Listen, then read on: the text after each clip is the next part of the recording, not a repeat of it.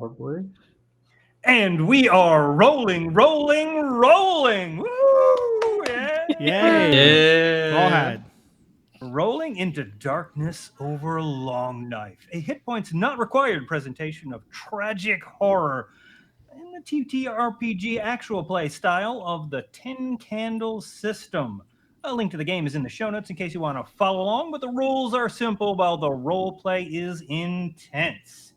Our story takes place just a few years after the American Civil War in the New Mexico territory, specifically the fictional town of Long Knife. Off the top, we are going to go around the horn and remind you of this wild cast of characters, starting with Catherine. Yes, my name is Catherine Alexander. I am a nurse for the town that likes to get their hands a little bit dirty and try to figure out some problems to be solved. And so far, all it's caused is a very large hole in the budget, and I'm out of liquor. It's delightful. Fantastic. I myself am Powder Jack, an explosives expert. Learned his skills during the Civil War on the gray side of things, and I happen to like fire quite a bit. Doc? I'm Dr. Jebediah Whitlock. I also learned my skills, but on the blue side of things. Medicine man and a neat freak with a tutu derringer in his socks. Clara? I'm Clara Knox. Just passing through town, looking for opportunities to make money, one way or another. Joshua Tree. I'm just a simple-minded man who is scared, rather shitless, and currently surrounded by like 8 lanterns and with my new best friend Canary. Still debating on name, but I'm thinking Vincent's gonna stick. I'm sure he'll love that. I'm sure anything will stick at this point. However, last time out, the past few weeks had seen livestock mysteriously disappearing. The morning on which we opened saw the sun fail to rise. At close to what should have been noon, folk were gathering in the square as a preacher beseeched people to repent. It was decided to gain light by burning down a barn that was soon to be raised anyway. In the ensuing conflagration, inhuman screams were heard. This noise reminded Joshua of something he heard in the mine. Looking for tracks of what may have accosted the livestock, a trail was found leading to that very mine. Here, an Apache woman was found gravely injured. Her blood turned black and evaporated as she died. Gunfire soon sounded from the town, and the group rushed back to find a riot just winding down. Catherine and the doctor began treating the injured, although they were short on medical supplies. Clara procured a horse and looted the general store while Powder Jack was getting a map, and Joshua was convinced the canary was still alive. It wasn't, as he also surrounded himself in a corner with lanterns. Meanwhile, darkness enveloped the town and seemed to be closing in. But there was still a way out. So, welcome in, pull up a stool, offer a eulogy for the canary, and remember the truth. We are alive. Rook? Yeah, remember that well because it's not going to last long. Well, that's not very optimistic now, is it? So, we fall back to the town square there just outside of the midnight ride where about a dozen or so Native American warriors have kind of ridden into the square, circled their horses, and are beginning to dismount. And I will throw it very quickly back to you all to see how the group as a whole reacts to this situation. Well, I, for one, am very much engrossed in trying to prepare these Civil War torpedoes or landmines, as it were, seeing as how that woman had said they go on all fours, and 4 feet are twice as likely to set off a landmine as 2. Sound logic. Sound logic indeed. We'll get back to that challenge here in just a few moments. But I am looking forward to it, as it's another dire one for certain. Oh, yes. I'm just standing just inside the door, sort of looking a little bit around at these new arrivals, but trying to stay as much out of sight as I can and holding my gun at the ready. Your gun? The Can gun I that I'm yours in now? possession It's of. It's yours now? Yeah. Mhm. Indeed. Possession The is appropriated 9-10-1. firearm. The gun that I am currently carrying. I think Catherine's probably stepping out from the saloon seeing this and she's probably worried about, fuck, what if they're here worrying about that old lady that we found that died of necrosis? I mean, we don't have her anymore. She long gone. Also, I ain't fixing any of their injured or sick. We don't have the money for it or the supplies. Doc is still very much inside the saloon, completely distracted. He's unaware that they've arrived, and he's still just panicking, running between all the injured people with what few supplies they brought back from the store. Yeah, and I did bring back, in addition to a few things for myself, you know, a load of fabric to be used for bandages and some sewing kits from the general store. So there's a little bit to work with. Excellent. Excellent.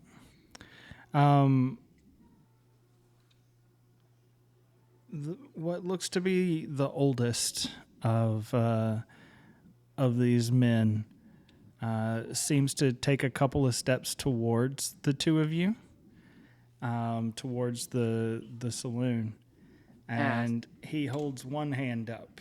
He has no weapons in his hand. None of them do, though they are armed with rifles, bows, and tomahawks, all the things you would typically think Native Americans might be armed with. He holds his hand up and says, "Hello." Well, this is already better than I expected. I speak some of your language. Nice to meet you. I'm just watching and I lower my gun a little bit, but keep it in my hand. It's probably still a very serious look on her face, but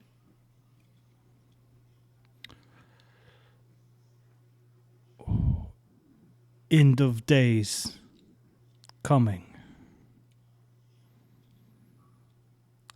Shadow realm is upon us.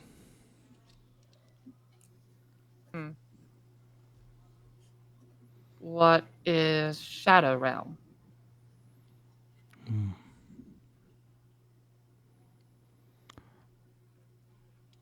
Many realm beside our realm. A parallel realm. Oh no, this is getting better by the minute. Okay. Oh wait, probably a little much. How soon in the days?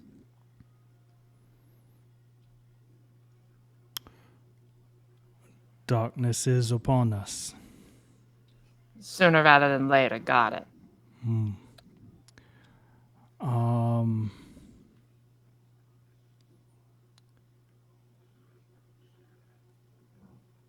We, Navajo,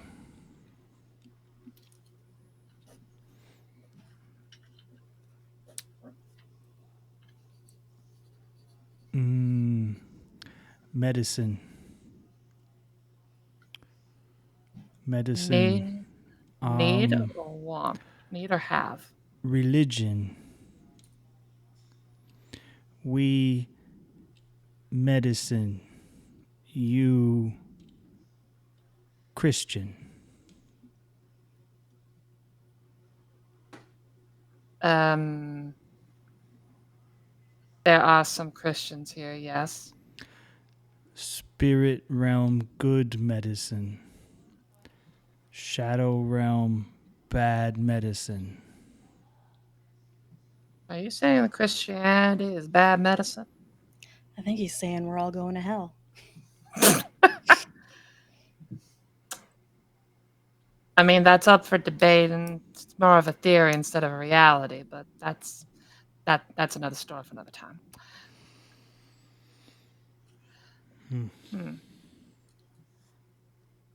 Are you offering help? Oh, I don't know. Are they offering help?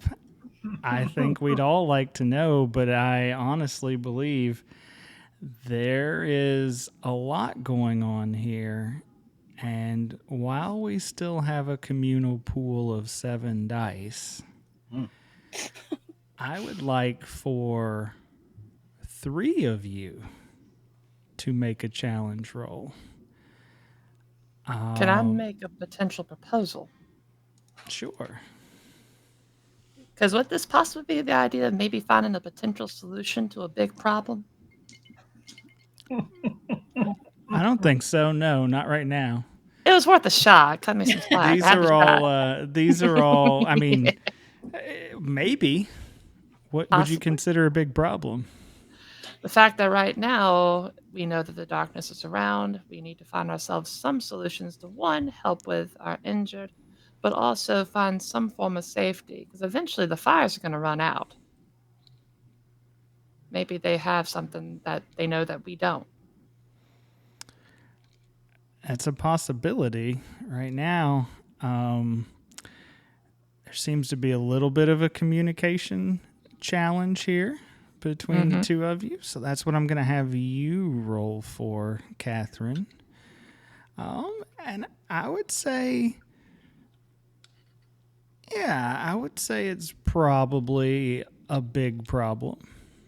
Because it could easily, that dime could fall either way. It's certainly on a knife edge there. Then maybe we can use this as a chance to burn a little bit of hope. It might be that opportunity. It might be that time. But Doc Jeb, as you're tending to the wounded, I'm going to need a challenge from you as well. And Powder Jack, as you're tending to blowing your own fingers off, I'd like a challenge from you as well. Are we all rolling 7 dice? Yeah, I would say all of you roll the 7 dice. I just kind of like to see how the evening is starting. Here or the afternoon, I should say. All right, guys, please don't kill us this fast. We just started. Well, got a lot It would of be five. amazing if you just like blew all 7 dice between the 3 of you. I want you to know how. I got no ones. And I want you to know how fucking close that was. I'm not gonna lie. I got 1 6 and 2 1s, but I feel like this is a creative solution to making munitions. So I kind of want to burn this. Oh, that didn't go as far as I wanted to. And re-roll those ones. Go right ahead. Oh, and still 1 1. But another 6. We got 2 6s. Excellent. And Catherine, where did we end up with yours? We got 1 1 and exactly 1 6. Excellent. Well, let's start inside with you, Doc. I did roll more 6s than you, so kind of gives me a little bit of control as to how things are going inside. And the answer is, I would say they're going swimmingly well. The people appear to be responding to the treatment, coming out of shock from the gunshot wounds. and one of them is coherent again and kind of recounting exactly what transpired back here in town. The disagreement between those with faith and those without that kind of set this whole powder keg ablaze. Speaking of powder kegs and ablaze, let's move right up to Powder Jack. Tell me what you're able to put together with your bear trap and dynamite, which can't go badly. and black powder. Don't forget, I've got a whole cask of black Oh, powder. you're going to add that to the mix. That seems safe. Yes, this whole thing is very safe, but I'm assuming that I can use that bear trap or parts of that bear trap to rig some springs and get maybe 8 to 10 mines that are pressure sensitive, so that we can by we I mean myself, maybe if Clara doesn't like her fingers, go to plant them somewhere near the western edge of town where I believe we thought they were incoming.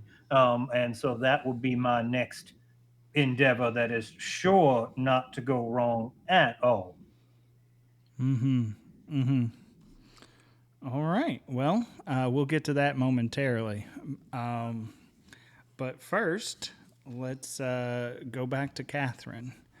As this conversation is kind of taking shape and form, tell me how it's going. I think the moment there's been discussion of the ideas of good medicine versus bad medicine, that's definitely kind of piqued her interest, especially reflecting on some more recent events and things. And it's just that probably at first, lots of mutterings like, "So there's a better way. There's something besides what we've been doing. We just gotta get the right piece together. Maybe, it's worth a shot. This is the best bet we're going to get." And probably just with that, just slowly, hands up, walking over, Sure. and just please. None of these braves are postured aggressively or anything. And they seem to, the one seems to go and meet you kind of halfway there at the edge of the road. And the others stay back. It seems there's some sort of tentative, at least meeting willing to take place here. And with that, probably just a deep breath, and it's like, you could help us. Maybe we can help you. Work together, kind of putting hands together, like shaking hands, to make it to tomorrow. Yes? Yes. Thank you. Arapaho. Arapaho. Got it. Witch doctors. Bad medicine.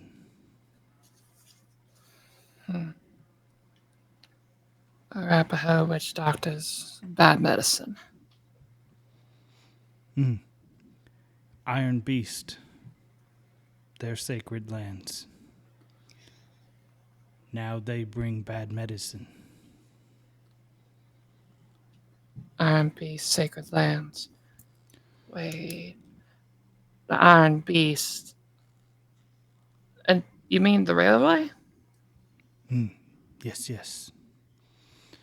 The railway's what's leading to bad medicine.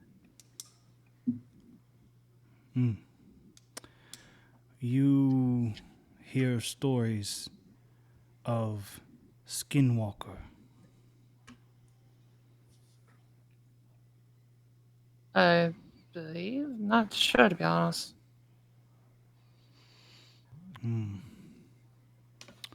Skinwalker, Shadow Realm. Understood. In English.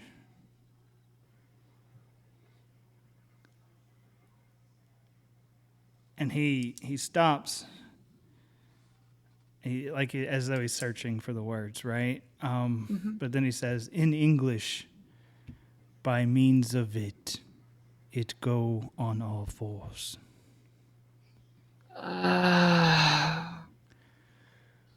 We call ye Naldushi. You call Skinwalker.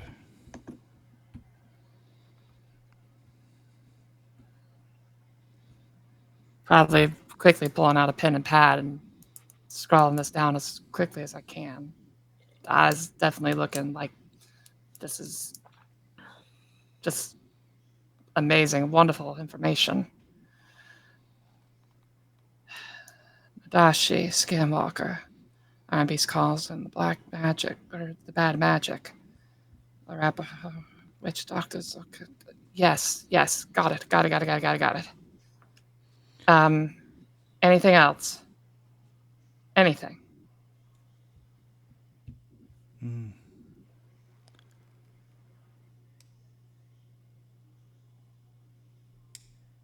How we fix.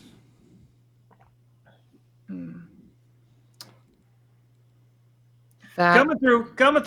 Careful. Yeah. Coming through. Explosives. No. Battlejack, not here. Please, not here. Jack, as you're making your way towards the side of town, go ahead and give me another challenge roll. This one's going to be with 5 dice this time. Oh no. And again, is going to be what we would call a dire situation. 1, 6, no ones. All right. Well, as you start to make your way towards the western side of town,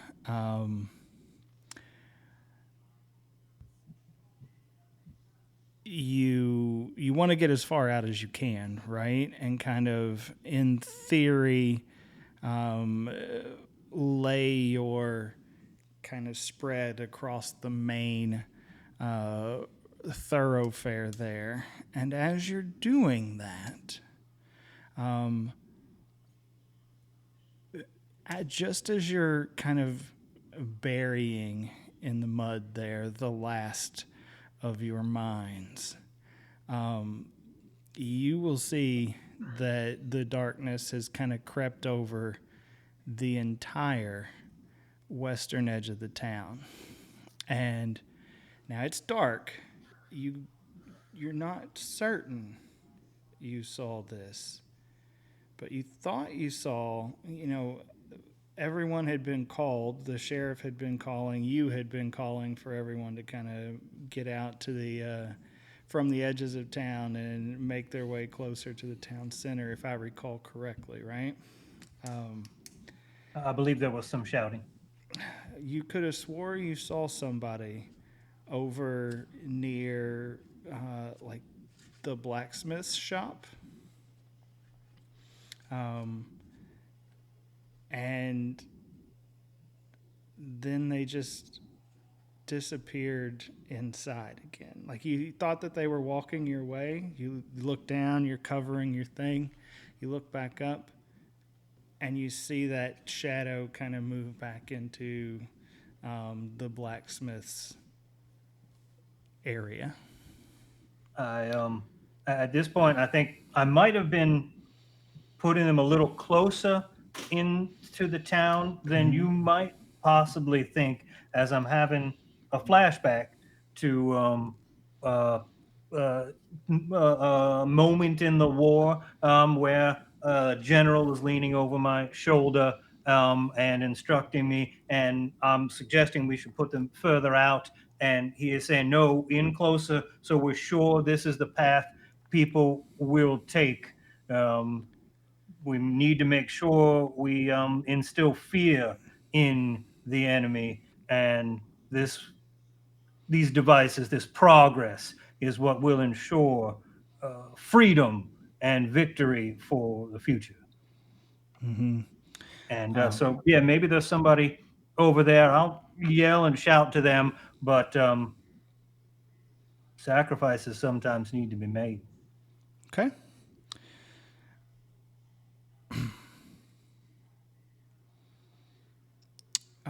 Joshua, as you sit in the center of your lantern circle, kind of slowly stroking the canary, a little wing reaches out and cups your hand. Peep, peep.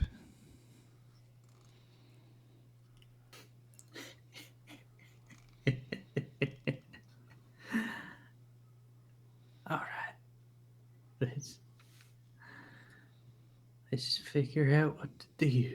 Yes, he will grab. Peep, peep. It's kind of nuzzling into your index finger there. He's gonna put it on top of his shoulder.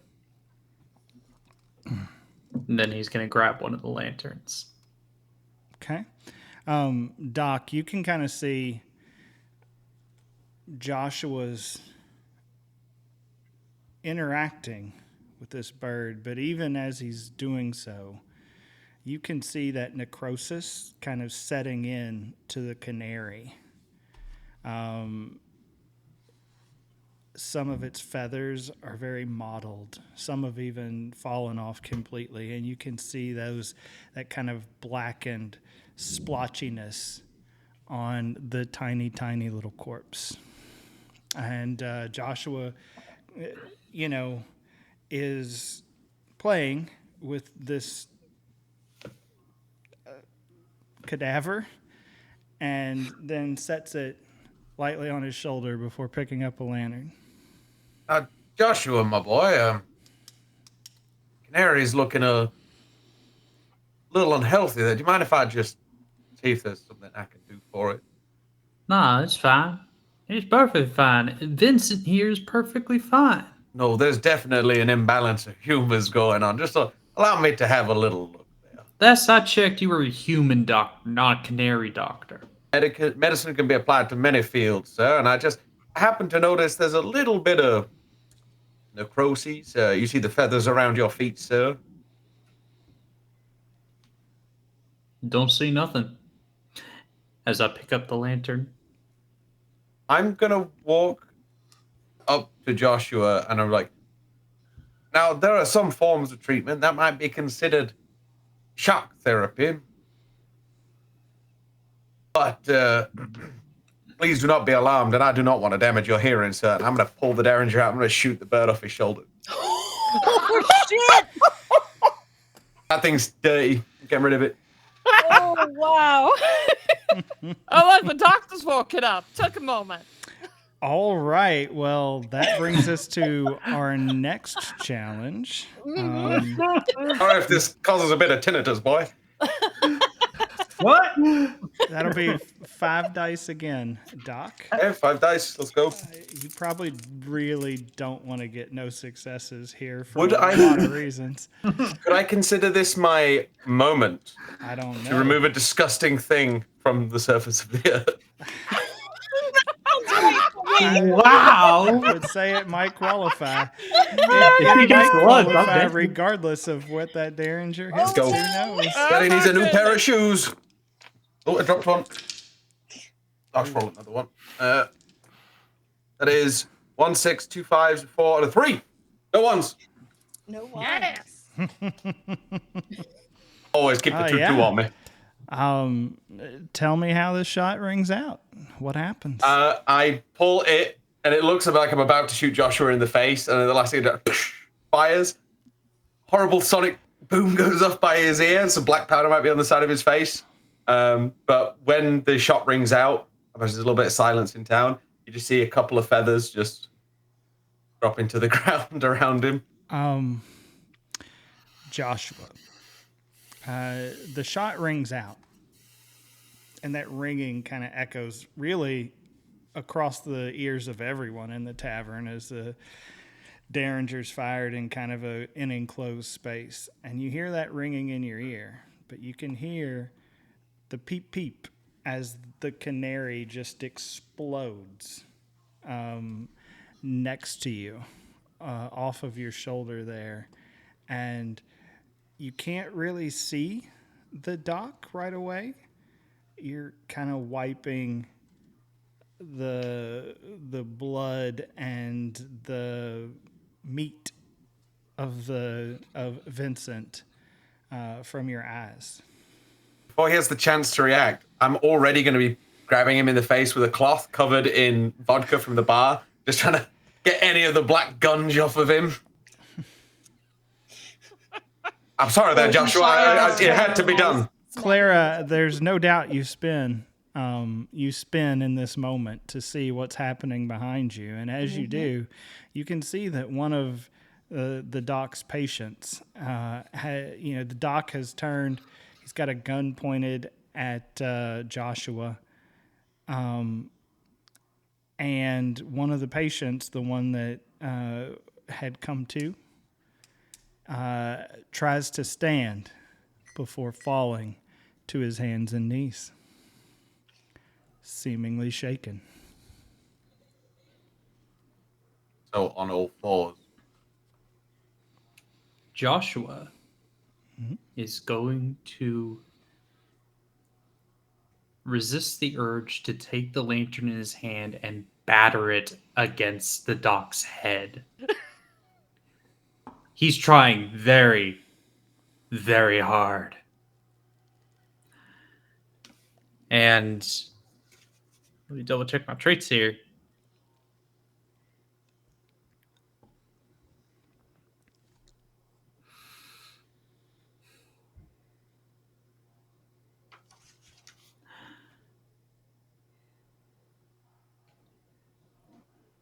Boy, these traits do not go well with what's going to happen next.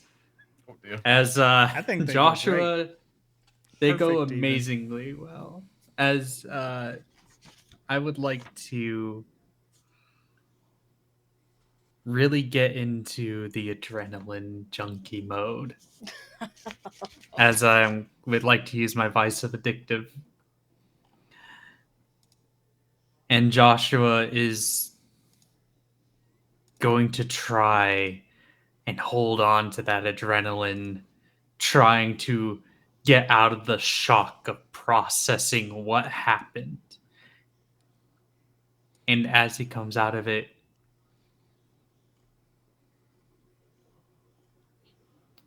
Doc, you killed Vincent.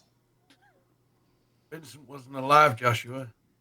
I'm slowly walking towards both them and that patient that's now on the ground. Like I'm sort of slowly just starting to take a few steps, still holding my gun, not pointing it at anyone, but holding it ready in my hand.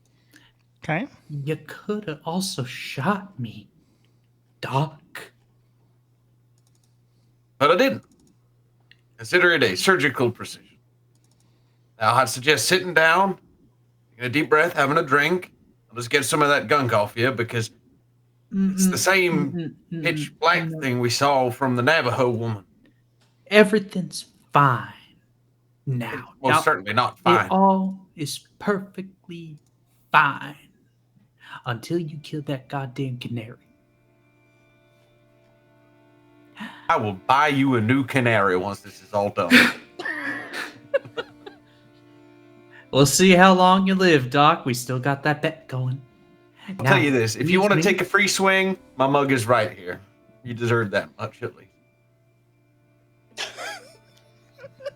Oh, no. Consider it done. I like to swing at the Doc with the lantern. Oh, shit. No, with the lantern. Yeah, I was expecting a punch, but here we go. Oh, no. You're dealing with the crazy guy. Yeah. All I know is I'm imagining Catherine right. outside right here, and the one gunshot, like, shit, yeah. what's happening? That's gonna be 5 dice. 5 dice. Is Oh, also, where we did I are. get my hope die for doing my moment? I think you did. Oh yeah, it's not gonna last long then. Let's get my So I brains got in. 2 Let's- ones Ooh. and 0 successes, so Oh. I'm Awesome. very disoriented. But there were Awesome. That ones. sounds How exactly many right. ones? Well, it doesn't matter. It's Well- irrelevant how many ones. Well, because he used his trait, isn't that a reroll of the ones? That is true. that is true. Oh, Your right. addiction is at play here. Maybe. 1 success and 1 failure. All right. So how many ones we have total? 1. 1 total now after re-rolling them all. And your addiction is now lost. It is burned to the void. To the shadow world. If you're to believe anything the Navajo have to say. That brings us down to a pool of 4 dice for all of you. Yeah, so, well, I got no successes here, so tell me how this goes. Joshua takes a swing at the lantern with the lantern, Mm-hmm. missing Doc completely as he sees it coming. As Joshua stumbles and smashes the lantern across the bar itself, oil spilling everywhere and fire catching on it. Thank That's God right, I'm gonna Rubber make it Jack work. got the fuck out of here. I still have some dynamite in my pack, but I left it by the door when I started to approach. So now we have a bar on fire.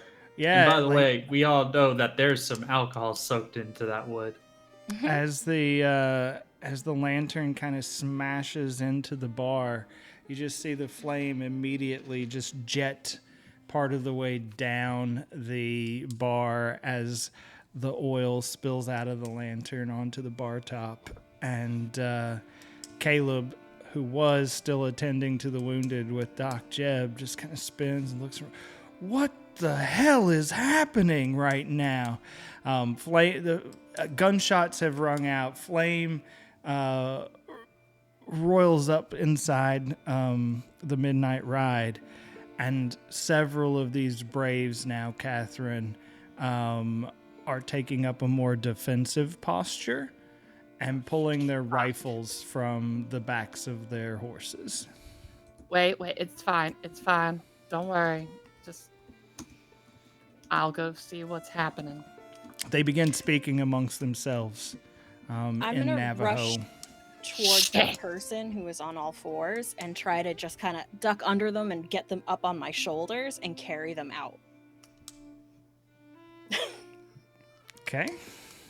See how that goes. How strong are you, Clara? Let's find out. Well, I mean, I am pretty tough. No. It's one of That's my good to things. know. Let's see where we end up with our 4 dice here.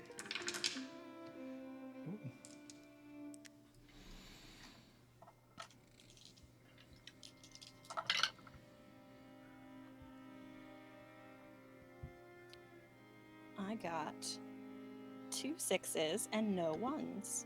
Okay. Tough indeed. As I'm also gonna grab my pack by the door on the way out as well. Get the fucking dynamite out of this building. Tell me, you picked this guy up. Yeah. So How's that I go just for kind of, us? in one move, I kind of rush forward and I stick my gun in my coat pocket and I kind of try to just duck under him and get him, you know, like arms over one side, legs over the other, kind of across the back of my shoulders, and just spin around and head for the door. And then just as I go out the door, I pick up my pack and just run out. Once we're outside, like well into the street, I'm just gonna kind of. Yeah, there's several them on the rifles ground. pointed your direction right now. I'm once aware. You walk out. That's probably in the process of seeing her. I'm sort of like, what in 7 layers of hell is fucking going on in there? It was Doors will just a swing little- open. Just a little scuffle, but now there's a fire. Doors will swing open behind Clara as I'm going to be holding Joshua by the back of his coat. You drunken mess, Mr. Tree! Defenestrate him and throw him into the street. Like, what in the hells were you? Oh, When the hell did the Navajo get Joshua here? goes tumbling, gets up on all fours, just looking wildly. Oh I'm gonna kick shit! his boot. Fucking Navajo are here. And I imagine as Clara is coming out of the saloon with the body in a fireman's carry, I would be walking back up, maybe just on the other Yeah, side I of the think Navajo. right now you're a little bit in your own head revisiting that conversation between you and your sergeant. You said a sergeant, right? Is what you said? I said a general, but sure. You know, that emotions conversation are between in you front. and the general, you're kind of revisiting it, right? As there's kind of a bit of a panic in the midnight ride, and people are beginning to pour out, some of them running directly in your direction. Oh, I am actually staring transfixed at the wonderful golden flames licking out from the sides of this establishment, and just have a look on my face, and that may actually transpose and come into juxtaposition with that memory that I had of the camp and the explosions and the resulting fires that happened after the general had me plant those mines. So yeah, people could go running by. They certainly are going to. Roll me 4 dice, Chuck. We went so well last session with virtually no rolls at all, and now Well, things are getting hot and heavy. in this moment literally. of chaos. But the good news is I have a 6. The not so good news is there are 2 1s, and unless they are making their way toward the mines, I'm not able to do anything to retain those 2 dice. Well,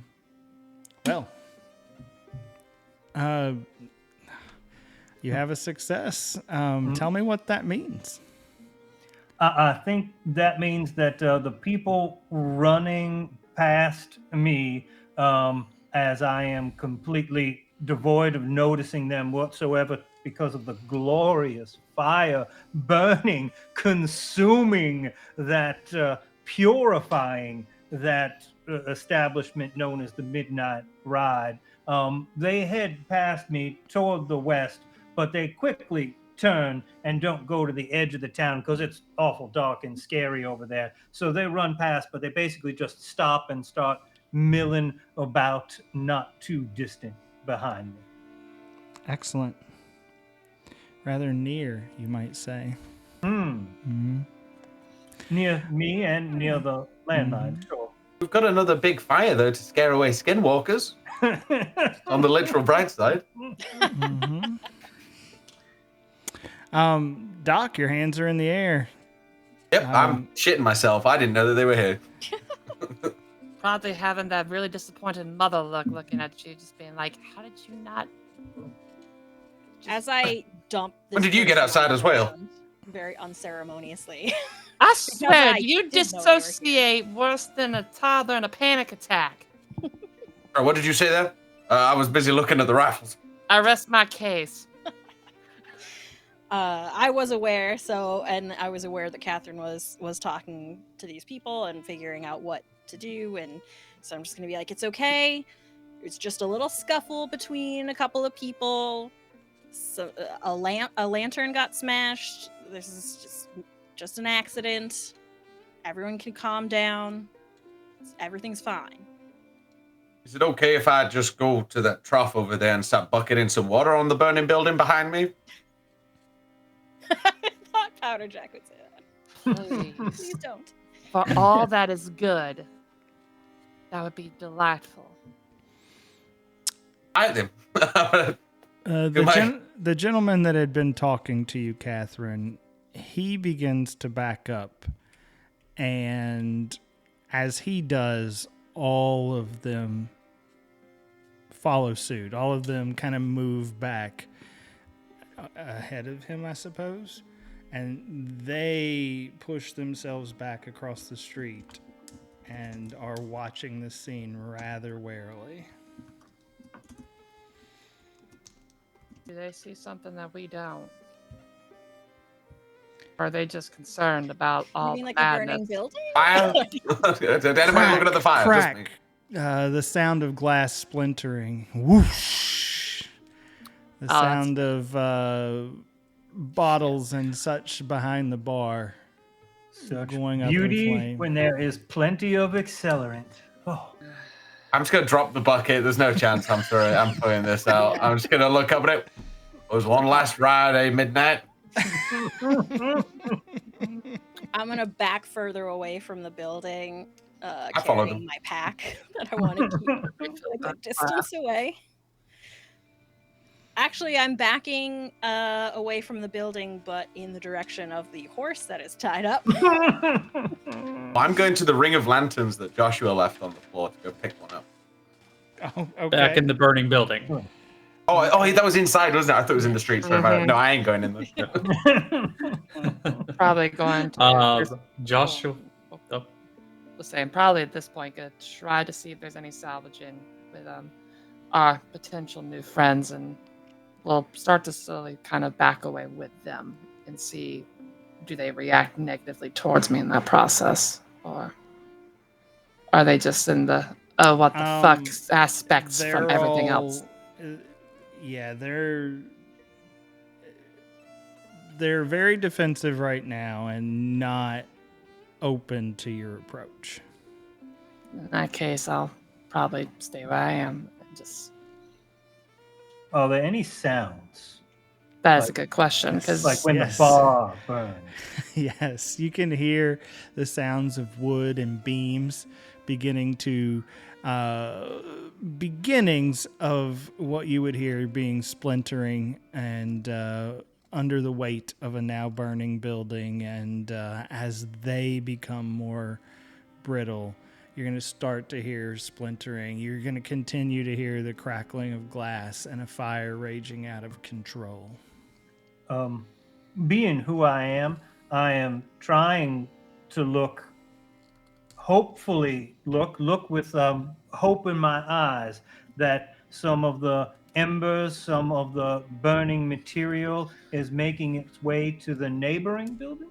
oh no. Well, What a dick! it looks Throw this like whole fucking place to the ground. by my estimation here, it looks as though you've got 2 dice to roll. So let's see how that goes. So is this? I don't if know you whether I want succeed, sixes or I then don't. I'm gonna take this time You to light a asked match for and it. a little cigarillo. You asked 0 for it. 6s and 1 1. Of course. Excellent. I'm crawling away. Shit. Also, where's the injured guy? Is he just like on the floor still? I dumped him on the ground outside. Yeah. You are correct. In fact, a few sparks or embers are indeed making their way to the building next door. Perhaps giving you a very wide and bright pathway out of town. Who knows? Who knows? That's all neither here nor there for you, though, Doc Jeb, as you reach down and grab one of the lanterns from that broken circle. It was easy to choose because only one of those lanterns was still lit. And with the darkened circles, so we will darken one more of our own lanterns. Right. As it gets brighter, it gets dark. As it gets brighter, it gets darker, and these things are true. The world is dark. Powder Jack, start us off here. And There are sounds coming from that area to the west. There are indeed sounds coming from that area to the west. And Doc Jeb? The injured who didn't make it out the burning building start to make strange noises. But they don't sound like people.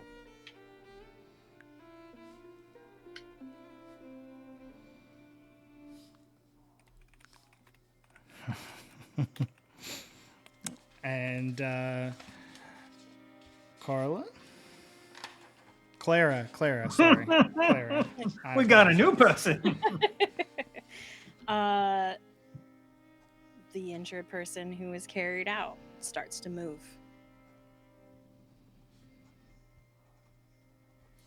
Joshua. Oh, yeah, well, I'll save myself for last on this one. Joshua. As Joshua is crawling away, he sees something within the shadows of the buildings he's crawling to, forcing him to crawl away in near panic.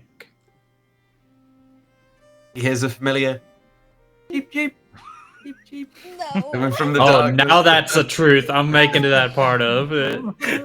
Oh, thanks. I hate it. Enjoy. I'm sorry I shot you, bird. I really am. But it was Oh, gross. mean, goodness. And it's Catherine.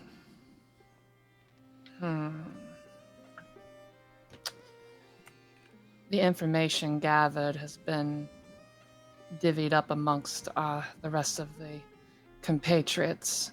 The understandings of the parallel worlds and the Nadashi skinwalkers that are potentially threatening our lives. It's been disseminated in the chaos. Correct. I do have an over-the-table question as well, just to be safe. Yeah, go ahead. Is it safe to say we burnt our hope? Or would you like me to hold on to it for a little longer? Well, I think you haven't certainly burned yours at the moment. Delightful. I wanted to make sure. All right.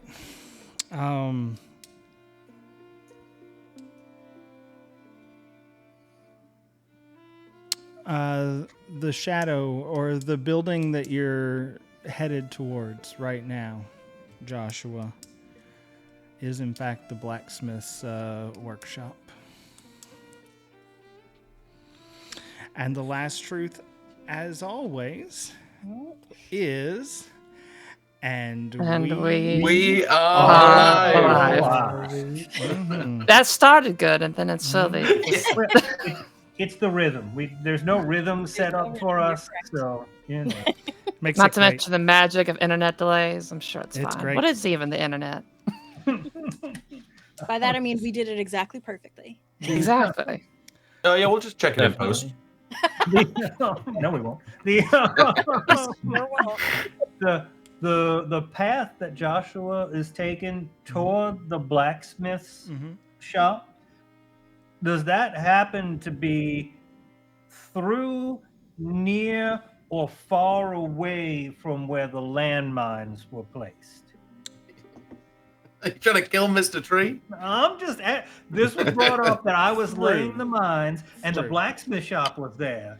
Through. And through? It is definitely through.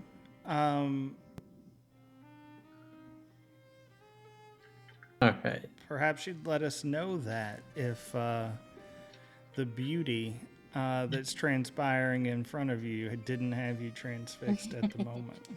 Truth.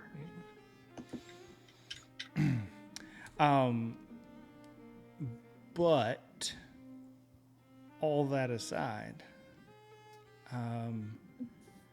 the man that you picked up, Clara, he lets out not like that ear-piercing shriek that you had heard before, but a swath of harsh language.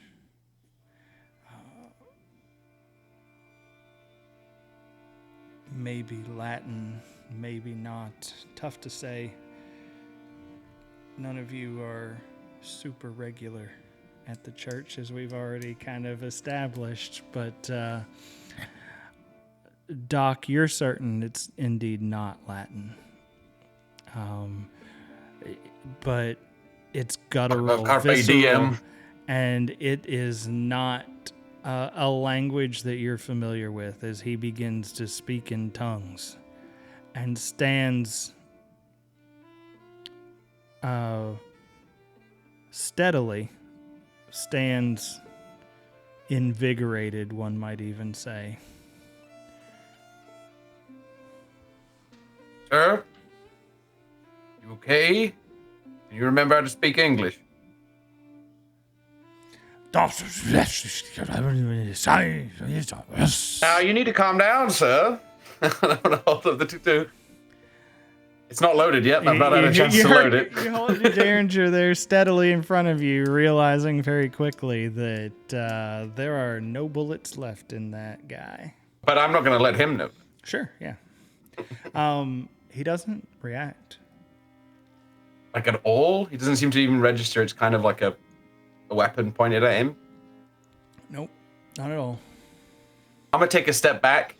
Folks, I feel like our friend here might have a touch problem with his mental acuity, perhaps some hallucinations or such. I'm going to slowly let people get in front of me as I'm going to keep moving backwards, slowly trying to grab the little black powder satchel and the tiny little bullets.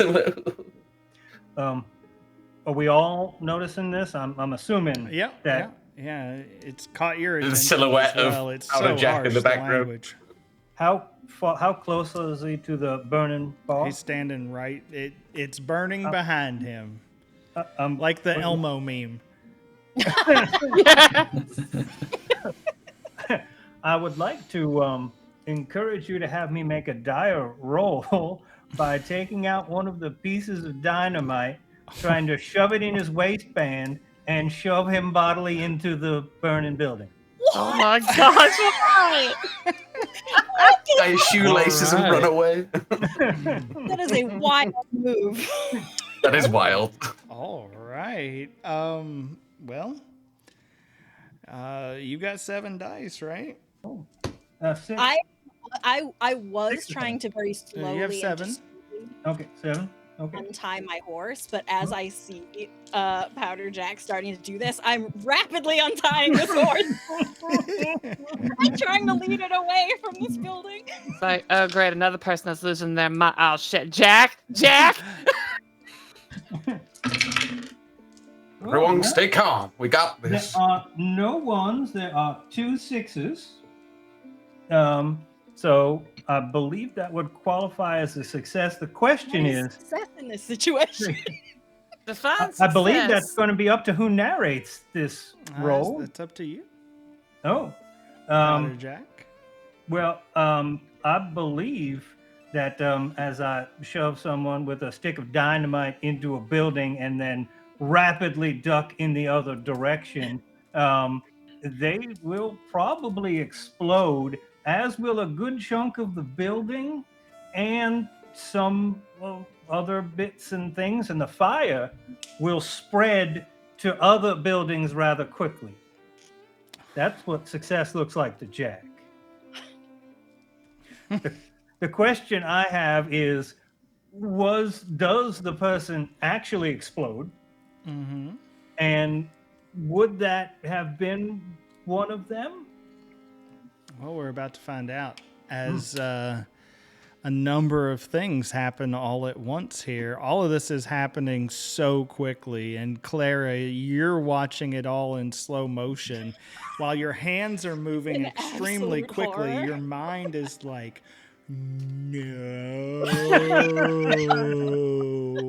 Exactly. And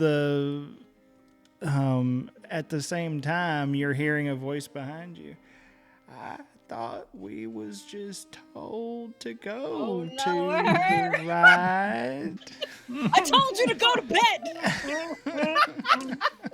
Oh no!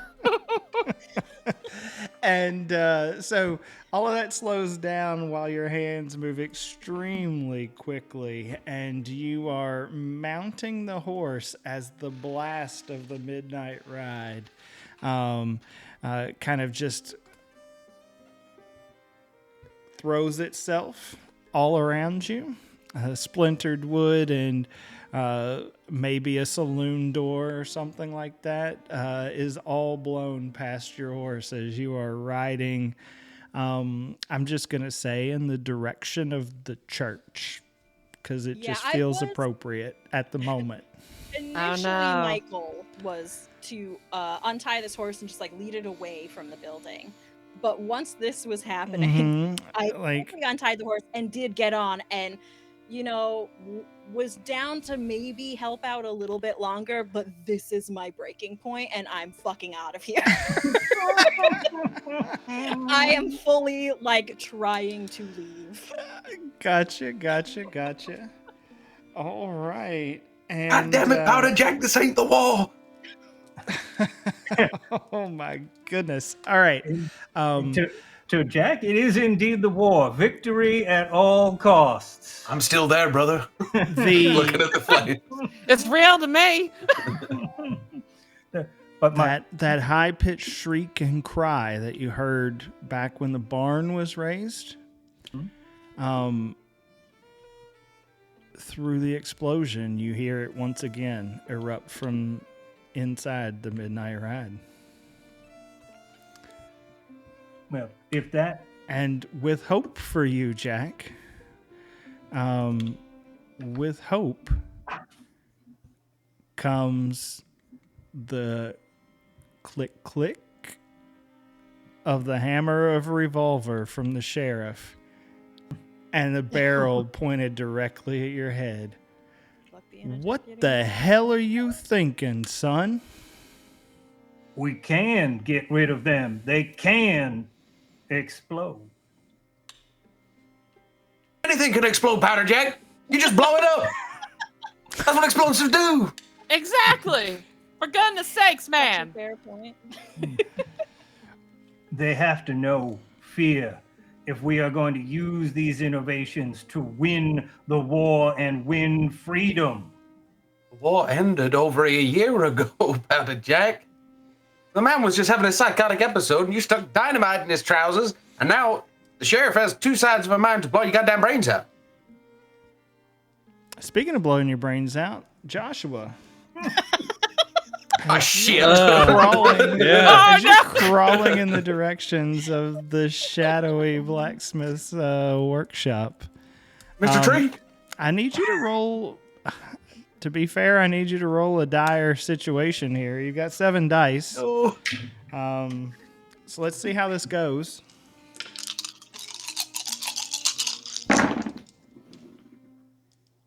Poorly. Joshua. We got 2 1s and Joshua. Please, Joshua. they're in the forge. They're in the forge. As he just gets up, runs out towards God knows anywhere but here. He's picked a direction and runs. Mm-hmm. You run a bit before a second explosion echoes out. Okay. And had it not been for the frenzy in your mind, you probably would have stepped bodily on the landmine. Instead, you kind of stepped on it, but you were moving quickly enough that you're not completely obliterated by the I guess this concoction of dynamite and black powder. However, you will move in a direction opposite the forge. Most of your leg not following suit with you as you were propelled bodily back towards Doc Jeb and Catherine. Right back towards the burning Midnight Ride. The whole Man, you just got blown scene up. You here. just landed in the right place. Oh, God. Joshua. Right to the Shit! As Joshua is on the ground. It's all right. It's all right. We're going to work on this. Just... Fuck. Damn it, Josh. Are you keep him busy? I'm going to put a tourniquet on his leg. Yeah. Leg, Doc. I can't feel my Don't leg. look down now. Look at the nice nurse. I'm Yep. Just talk to me. Just talk to me. Just... What's wrong? Like, what did you going to say? take my blazer off and throw it over so that he can't see what I'm doing. like over my shoulder, sort of thing. Like, what Oh, got you yeah. running so bad? What's wrong? As the blazer kind of blocks out some of the light of the burning building behind you, Doc, so does very quickly our 7th lantern expire. Damn. And as When such, you fail so bad, you blow out a I lantern. need to know very Magic of a quickly die here, how do roll. we react to the situation? Joshua,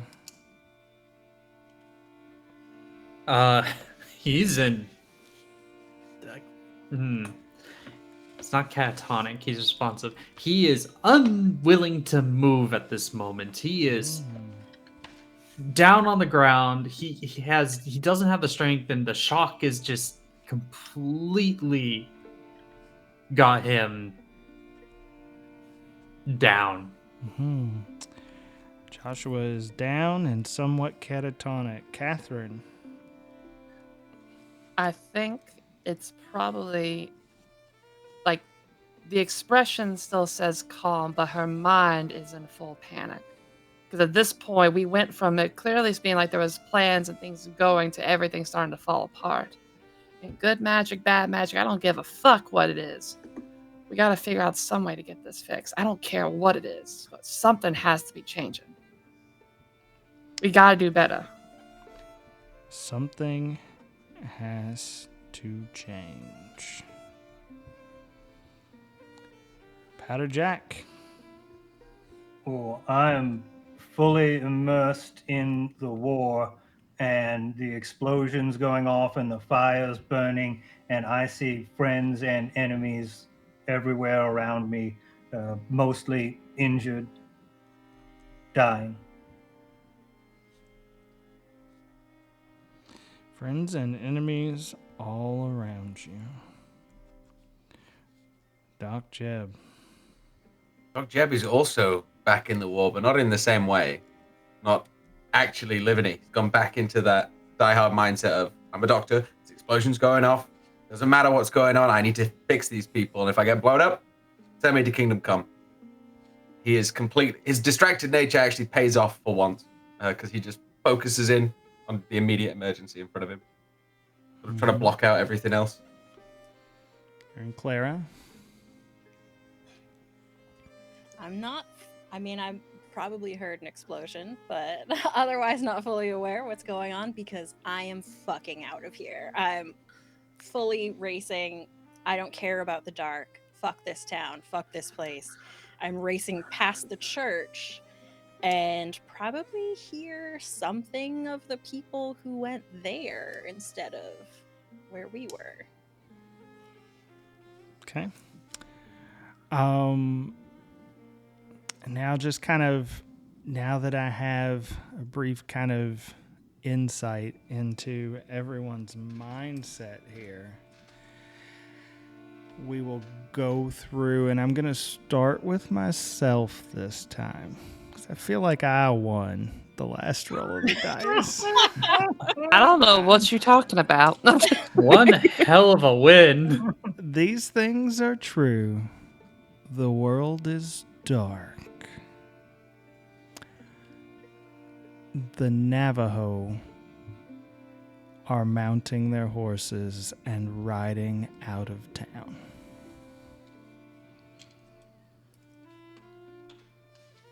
And since I went first, that brings us to you, Joshua. Give us another truth.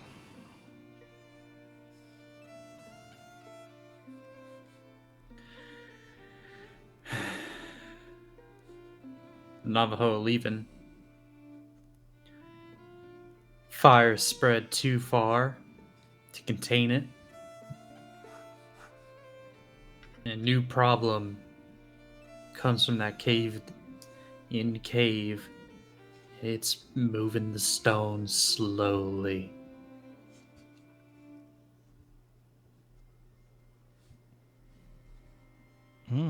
Interesting.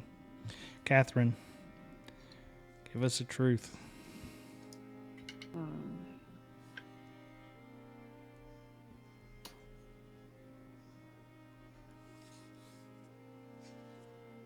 We were able to stabilize Joshua.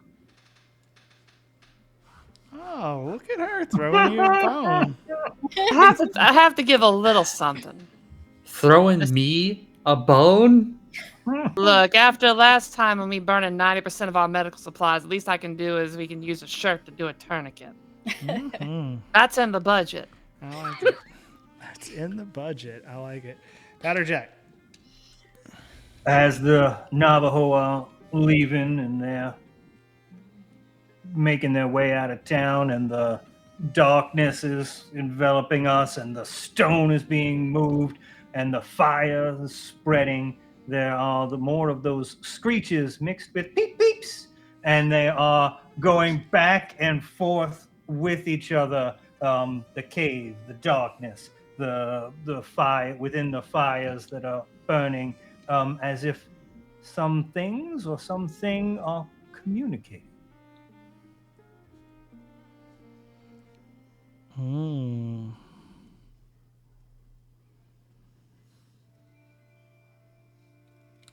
Doc Jeb.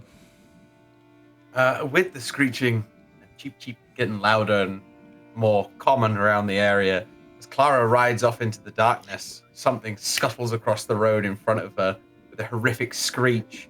A horse raises up, throws her off the saddle, bolts into the night. You just straight up kill me with your truth? But she arrives at the church. Just. Damn. Bro, I'm carrying a pack of dynamite. About to go, That's about to pop off, as they say. That's a good Somebody point. was trying to win a bet right there. All right. And with that, it brings us to our final truth, that even though the world is dark, we Are are alive. Alive. That was Nice. moderately better. I don't expect it twice. Yeah, that's There's very no accurate. family It's probably- harmony in this group. And there's no. This And I did is choose Really Pet isn't. Bird. I This just is got not the blown up by Partridge Powder Family. Jack. Let me tell you how that feels. Not great. I'm sorry, Clara, you were getting it too easy. Nobody gets away. I hate to say this, but the church light may be going out already. We're gonna open this scene here as Clara, you are thrown from your horse. Roll me 6 dice. I mean, you got to. I do still have my hope dice. That's good. Good news is I rolled no 6s, so I don't get to decide what happens here. Or do I? I have 1 6 and 2 1s. Excellent. It's a great start. All right, we're down to a pool of 4, everyone. Clara, tell me what happens as you're thrown from your horse. So as I'm being thrown through the air, my mind is just dead panic, just waiting for just the sudden oblivion of this pack of dynamite to blow. But not the first time I've been thrown from a horse, so instinctively I managed to kind of roll with the landing and somehow avoid detonating this pack, keep it from being too badly jostled. I don't land on it, thankfully, and just sit in the road for a moment, just processing the fact that I still exist. And I knew then you'd make it. I look up at first at the horse that's running away from me. And then at the church, which I have landed in front of. By the grace of our Lord, No. you may have survived. We'll have to find out when we come back from this break. By the grace of that black magic. Anyway.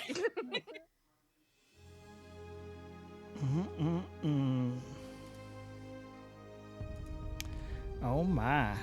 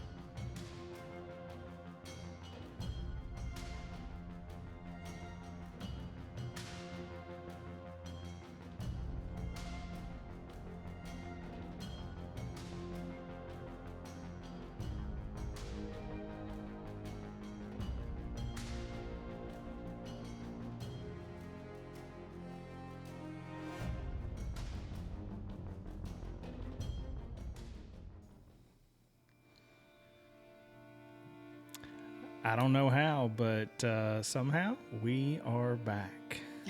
Woohoo! And things are getting real dark real fast. Well, we return. Clara, you're sitting in the mud, covered in mud, but holding a satchel that somehow hasn't ended your existence. You see the Navajo Braves riding off to the east. And you hear the screams, those owl-like shrill shrieks, growing ever louder. Some are near, some are far, some are coming from the town itself. You can hear chirps in response, much louder than the canary's chirps, but also similar, just louder, and they're mixed in with these screeches. And near, far, you just keep hearing them in response to one another. The only person that doesn't is Joshua, as he lays there, somewhat coherent, somewhat not, completely in shock. Doc, as you're hearing it,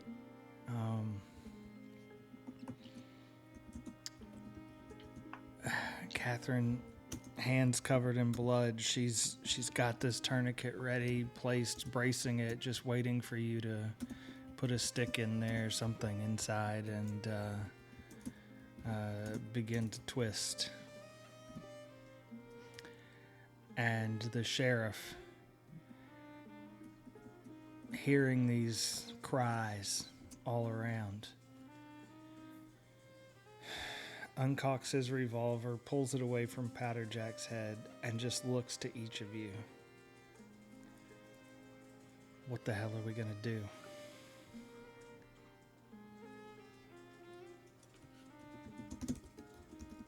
I'm still working away on this leg. I'm not talking to this man. I'm distracted. Gotcha. I'll tell you what we do, Sheriff. And I start open up my bag.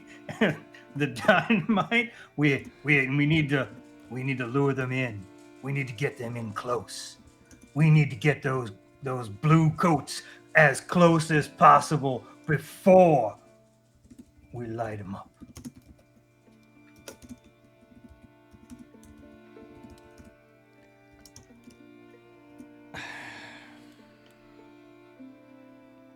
Jack?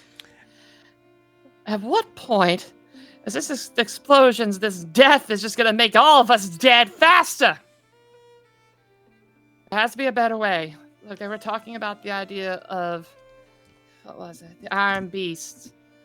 And that's what's caused some of this black magic to seep through. The skinwalkers become more present. We have to, what if we found a way to deal with that? I mean, it's a big problem, but there's got to be something we can do. Even if it's showing, we're getting rid of the stupid fucking thing. Who gives a shit about it right now? He puts his hand on your shoulder. Powder Jack, where do we lure him to? I look around. As soon as you look away, he pistol whips you on top of your head. That's the move. Oh, thank fuck. Go ahead and roll your 4 dice, Powder Jack. Well, no 1s, no 6s, but I did get a 5 on my hope die. Excellent. Tell me what happens as you feel the butt of that revolver smack down on the small of your skull there. As I was pointing toward the church, the butt of the revolver smacks down, and I crumple to the ground, pointing at the church. Excellent. And what were you saying, Miss? Sheriff looks to you, Catherine. There has look. I'm tired of seeing all this death, and there has to be a better way to do this. They were speaking about the Native Americans that were here a moment ago. They spoke about the ideas of there being bad magic that has been filling the space, and that's what's causing the problem, and that the Iron Beast, aka the railway, is what's partially caused some of it. And actually, Jack might actually be onto one other piece. And I can't believe I'm saying that, but he might actually be onto something. The only other thing that they mention is the idea of the Christianity being part of that bad magic. They said that? Something along the lines of, and sadly there was a little bit of broken English. I was part of the discussion, so it's not a guarantee, but they mentioned the idea of there being a parallel world, and in that shadow realm, the things that have caused some of the issues, what's causing this quote-unquote bad magic, or bad medicine, my apologies, bad medicine, was linked to Christianity. And that could just be from their ways and their opinions, but it's something to consider.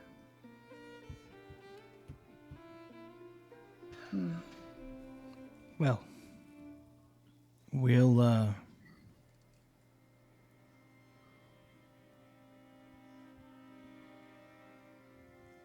we will what do you think then? Is he right? Should we try to lure this stuff in somewhere? Well, I only caught the tail end of that, but seems Mr. Tree's leg, well, what's left of it should be all right.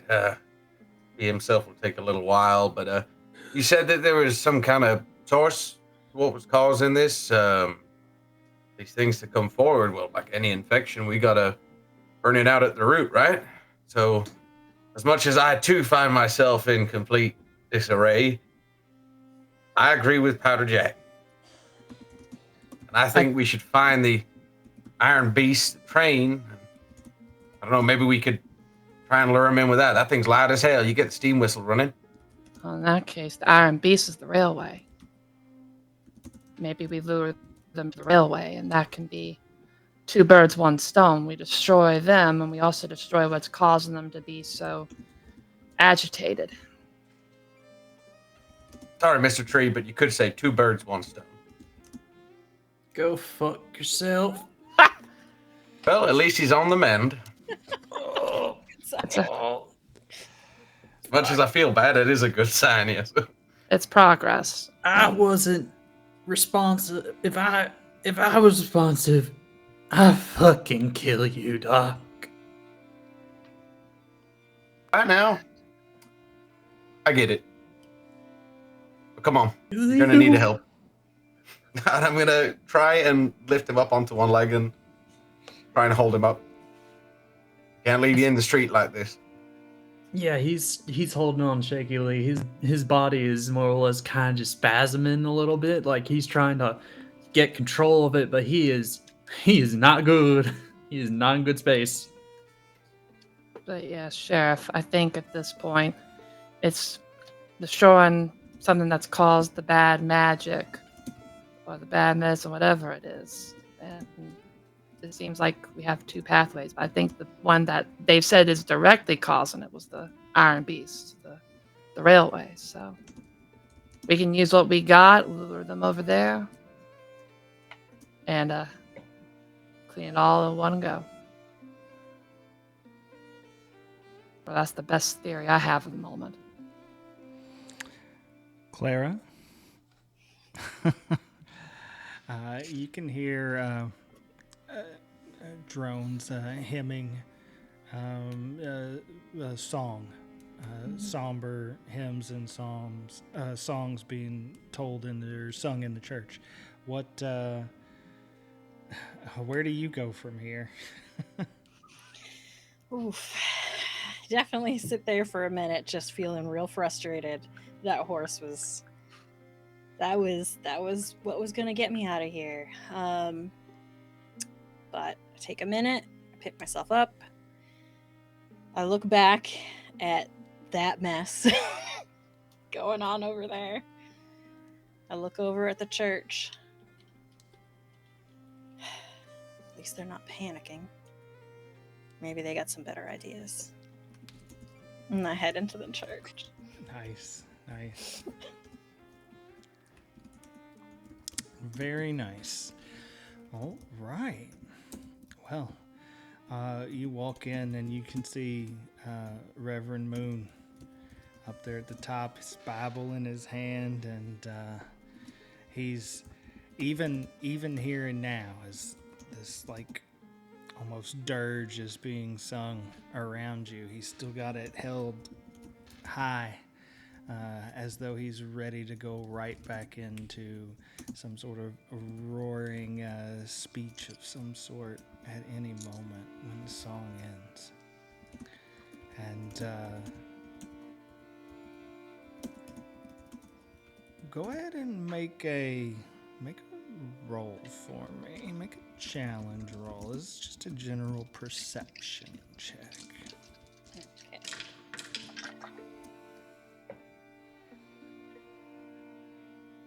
I got 1 6 and 1 1.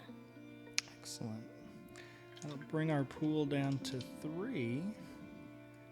Tell me what you see of the congregation here as your eyes kind of glance over them. Sort of walk in trying to be quiet and as unseen as possible as a person walking into a room. You know, people who are all like, I don't know, focused on something. But I see, you know, the Reverend and seen him before, not so unusual, pretty much what I expected. The people that are here who are singing at first also doesn't seem unusual.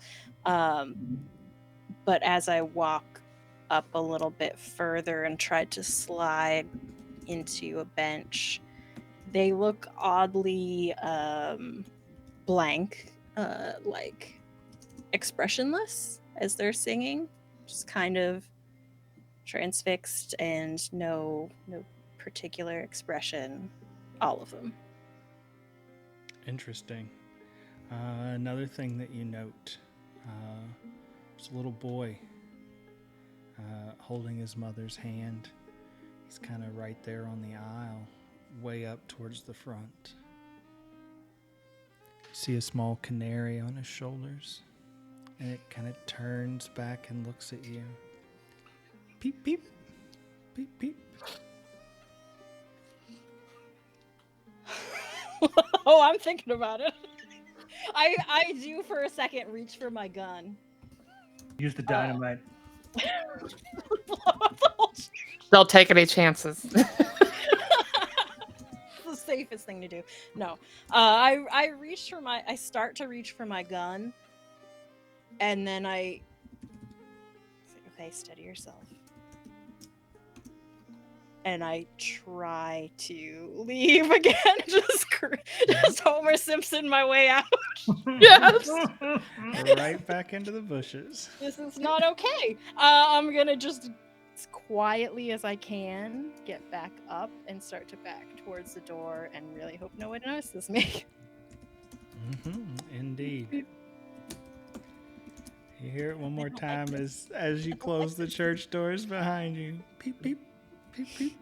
Nope, don't like it. Don't like it at all. To be fair, I think it's more like beep, beep, beep, beep. Can I ask, which way is the railroad? So the railroad moves east to west through the town. Mm-hmm. And as you're kind of looking now,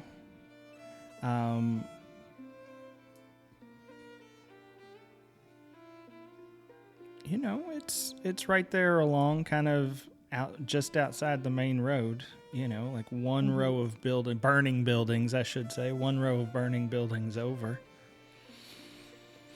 as Long Knife appears to be not long for this world anymore. I look around once I get back outside and I see still that encroaching darkness around the edges, that deeper darkness. And first I look towards the south, thinking maybe run south, away from the way the rail goes. The further you get from the rail, maybe that'll be better. But I look south and see the darkness surrounding the town, all directions. And so I very slowly and begrudgingly make my way back to the burning chaos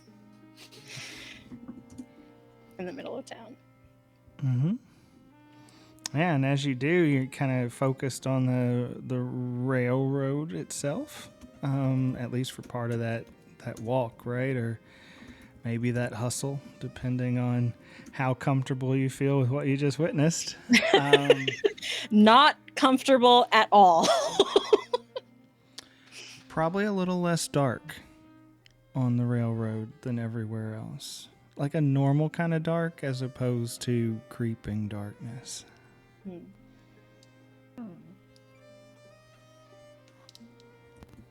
Interesting. I'm still going to slowly make my way back and see what everyone else is doing. Yeah. The people who shockingly seem actually less crazy and terrifying. Well, you see Powder Jack kind of crumpled on the ground in the mud. Seems like someone made a good call there. Yeah. Kind of facing your direction. Sheriff standing over him. You're arriving back to this moment here as you see Doc Jeb is lifting Joshua up. There appears to be some tension, some harsh words being spoken between the two of them. But he is lifting him up, and it does appear as though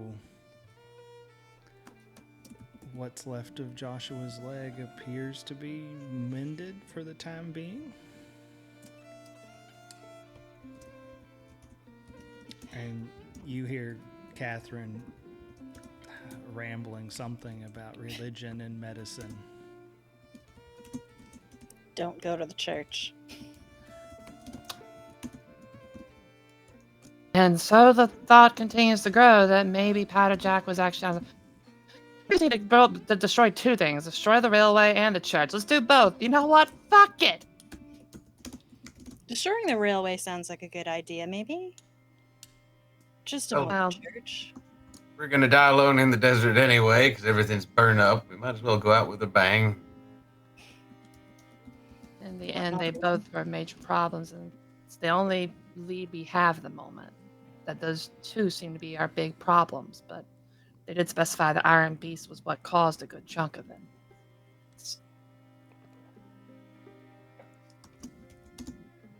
Something's wrong with what's going on in the church, but there are people there, I think. And I'd rather not blow it up if we don't need to, but I also don't want to go there. That's my feeling. I won't go back in there, but I'm not church will be our last going resort to destroy it either. Also, I'm sorry, you said you think.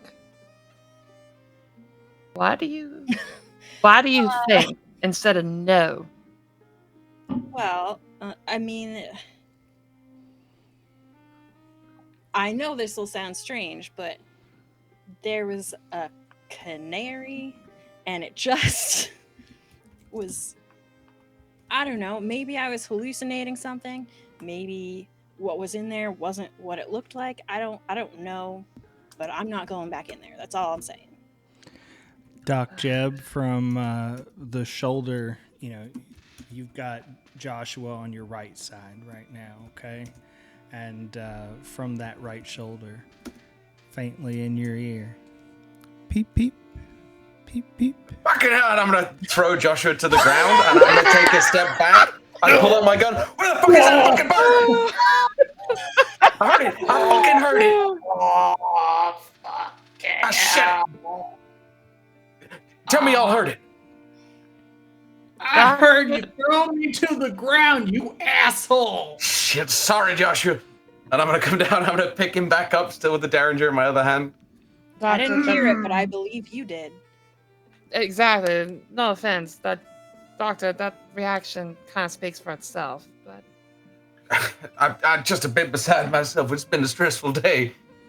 Where the fuck are we going? I'm in pain. We're going to the railroad. Yeah, Jack, as Joshua landed right at right in front of you, and your face right inches from his, you wake to the sounds of "you asshole." And that's the first words that you hear as Joshua slams into the mud right at your side, and then is lifting himself back up. Motherfucker, my goddamn head. You're telling me, Jack. Are you back with us now, Jack? Or Or are you still in the war? There's definitely a wild look in the eyes, and it's hard to tell with Jack where and when he is. But the church, right? We're gonna blow up the church. No, No. we're going to the we are railroad. blowing something up. Is that good enough? Come on, for you? soldier. You got one last mission left to do. Is it just track, or is there a actual engine, an actual train car? There's engine? no train here currently, but you know that one is not too far outside of town. Might be close. The track's close in the direction of where the mine shaft was. Right over that way, I would say. I'm gonna reach into my pack and pull out one of the sticks of dynamite I've been carrying. You want to go blow up a train? Yes, I do. All right. Supply train from those goddamn northerners. Whatever. Let's go. And if all else fails, then we'll blow up the church. Yes. If blowing up the train doesn't work, next the church. And it's a very scary moment when I actually agree with Jack. We are not going to acknowledge that I'm agreeing with how to Jack, but it's fine. For once, arson seems to be the solution. Lord help us all. I take inventory of just how much we have left between what's left in the cask of powder and the dynamite and blasting caps and everything. I think we can do it. All right, let's go. And I look and I look at Joshua, and I see a wounded soldier, and I'm like, shouldn't you be in the medical tent? Do you see a goddamn medical tent here, Powder, Jack? Because there ain't one. I'm in the arms of a man who nearly shot me, who then proceeded to drop me, and to put it all on top of this. I'm just so done with all of this shit. I'm hearing bird. I'm seeing shit in shadows. I don't want to be here right now. And there ain't a sun or a light source that can help us here. Buck up, soldier. We signed up for this war. We've all been there. Jack. And I'm going to start heading to the... Jack, I ain't got no leg. I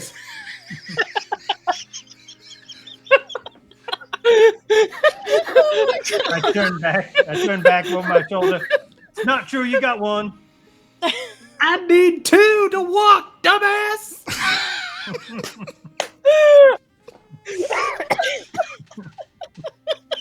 Oh, fucking hell. Get me a board of nails. Are you gonna nail a board to your leg? At this point, Jack does not give a shit. He will. Okay. The adrenaline lets him ride through any of it.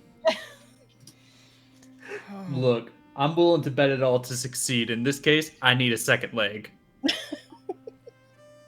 As I'm Joshua, going have to you use lost your my, fucking mind? Yes, I'm going to use my moment here. As I have lost my mind a while ago. Okay. Tell us all about it.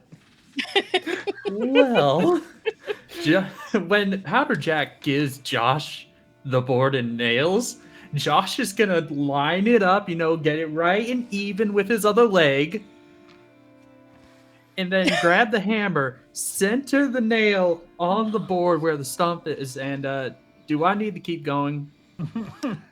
Oh. Now let's find out who gets to keep going. Oh no! We're down to. Joshua, I do not recommend this course of action. I'm busy trying to put my gun away, and then he already. Captain's orders. Even Catherine's like, please, nope. Come on, we gotta find something. Too late. We're at Oh, 3, my. right? I think you're Shit. at 2, right? Up 2? I have- I think you're at I got 2. 3, Maybe but- 3. Go We got ahead. 3, yeah. Let me look. I got 6. I got plenty over here. Yeah, I got 7, so we must be at 3. Go ahead. All right. Here's my moment, guys. I'm excited for it. We got ourselves a 6 and no losses. Let's go. go as I nail that board onto my stump. It's a whole lot of excitement there. It's like really crude How many Iron Man. sixes did you get? Well, let's talk about that for Look. just a moment. Let's see. You find hope in this crazed determination to succeed. So you will get to add your hope die to the mix here. However, it's not the first hammer strike through your, I guess, femur. It's not the first hammer strike, but the second that's jolting, particularly jolting and unnerving. And it takes you right back to that moment outside the mines. And on the tracks, you see in front of you, it's a little dark, a little hazy out there still, but you see in front of you the Navajo woman that you all found outside the mine. You see her standing there with a smile. It's almost welcoming. Not today, lady. Not today. You all see him looking over at the railroad tracks, see nothing. He's lost a lot of blood. I lost a lot, Doc. I lost my marbles back at the bar. Yep, you did, sir. Long knife's taken quite a bit from you, Mr. Tree. It's taken a lot. I'm going to take a bit more before the night's up. Going down with what From he's all of us. standing, cause I'm still standing. Can't say the rest of the song. Every time he steps, it's just ow, ow. Yeah. I'm still going. You sure you didn't want that crutch? With that, I'm Nah, gonna it's go over. fine. It's on anyways.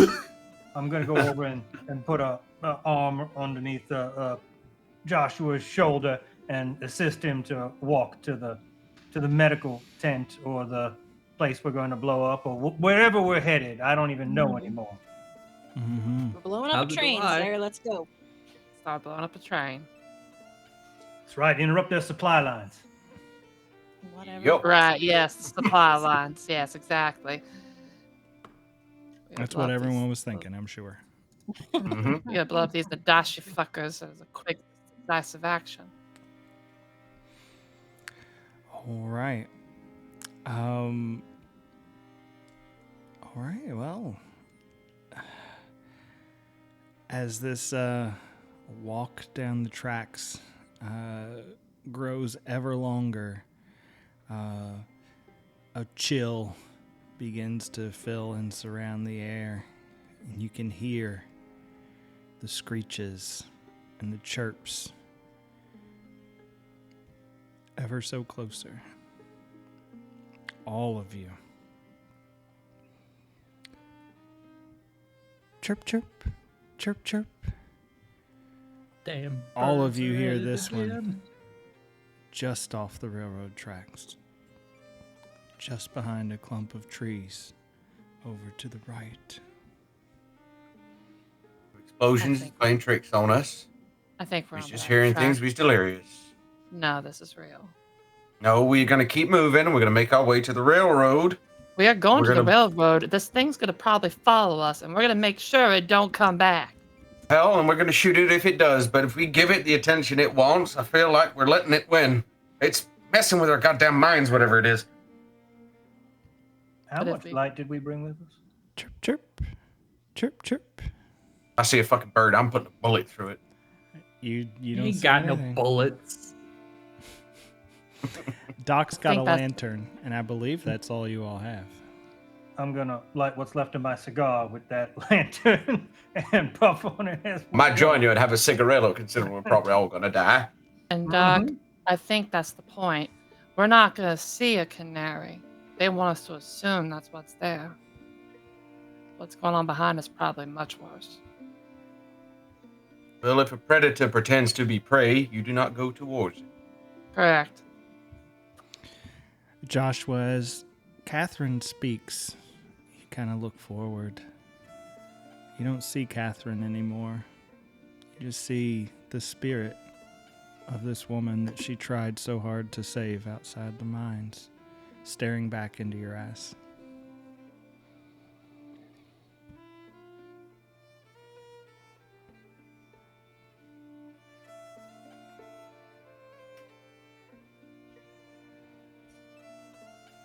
Hate Catherine, this. he's looking at you awful weird. Joshua, what's... It's okay. We're What's gonna what- we're gonna figure this out.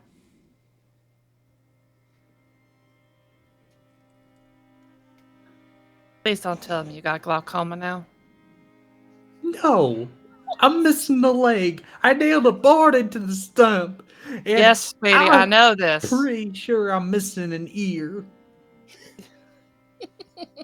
Hold on one moment. Grabs his head gently and checks. Does he have both ears intact? He does. Mm-hmm. Yeah, sorry about that, hon, but no, your ears are still intact. Oh, I meant my hearing, Doc. Wait, you're not Doc. You're... His eyes are going as well, it would seem. I still support No. the glaucoma theory. Shell Lord shock. almighty. He ain't here anymore. Doc, make me a challenge roll, please. Okay, we're on 3, right? 3 dice. But you have a hope die, right? Okay. And I have a hope die as well, yes. Well, you better hope for the best with it. Oh, I got a 6 on my hope die, another 6, and a 1. Beautiful. All right. As the others have kind of stopped here, your determination not to let the Canaries win sees you through in this moment as something grabs hold of you and begins to pull you off the tracks. Panic. Tell us what that looks like. Immediate panic. I'll drop the lantern next to Powder Jack because he was smoking with me. It'll hit the ground, still burning, and then I will be just pulled quickly to the darkness, and you'll hear just the sound of a little tutu just go pop, and a flash will come from the bush. You motherfucker, get off me! Something's got me! Ah, I called it. He's Doctor! going first. Roll one more challenge for me to see if the lantern stays intact. So I have 2 dice now, and my hope. Hope die. Come on, come on, come on. I got a 6 on the hope die, a 5 and a 2. God is good.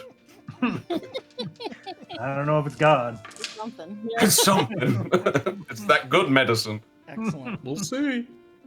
Excellent, excellent. All right. Well, I have spun around, pulled out my own gun, and I'm aiming at where that bang went off. Oh, don't shoot me. Doc, you still there? Everything okay? Doc, what you think- see in front of you is what looks to be a thin, very gaunt human shadow. It's kind of long, especially in like the hands. They're very, like the fingers are very long. And it is on all fours. And it's got those long hands wrapped around your legs that it's pulled you in. Your shot rings out, it rings true. Goes right through the shadow.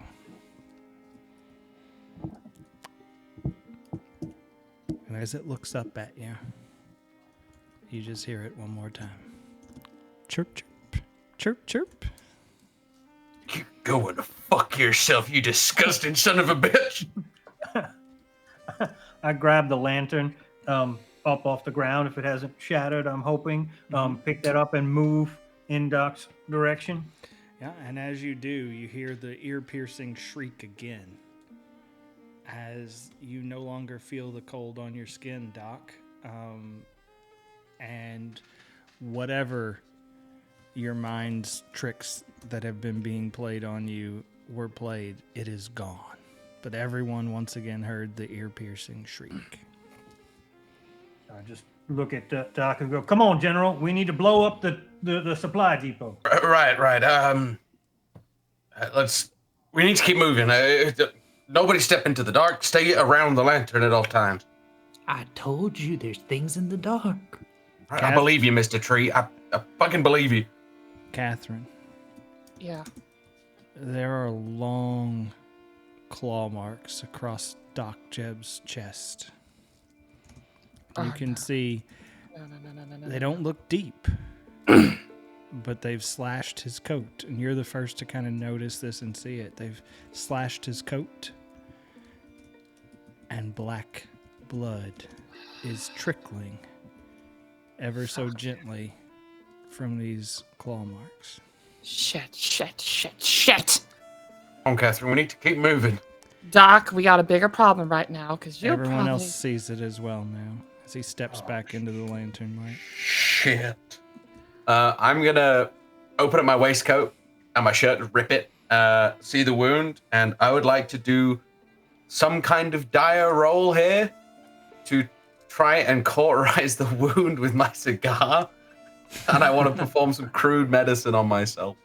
And I would like to, if I do get some wands, use my virtue of cleanliness to try and cure myself.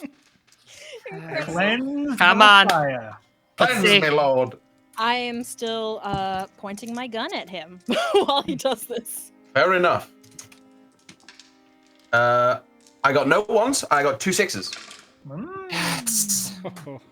3 on the other dice. I'm so sad to say. That is got not more enough sixes. to control the narrative. Yeah, you definitely are able to perform some field medicine. There's just enough alcohol left amongst you all, maybe from Clara's flask, to cleanse the wound and set it alight with the cigarette, because hey, that definitely works in the movies, right? So as you set them alight, how fitting is this that we're going to you? I'm going to go back to one of your truths from earlier, Doc. The following things are now going through your mind: caution, fear, unrest, confusion, panic. You're feeling all of those emotions as the flames die down and the claw mark is cauterized. Pat myself off, look Your around. chest is deathly cold. I'm gonna slowly load my Derringer with shaky hands. Peep, fucking peep. Peep, fucking peep. How far are we from where we believe the train car is? About a mile or so away. Doctor, I need you to tell me everything that you saw. Anything at all? Anything you heard? It was like a man, but not a man. It was emaciated, but somehow strong.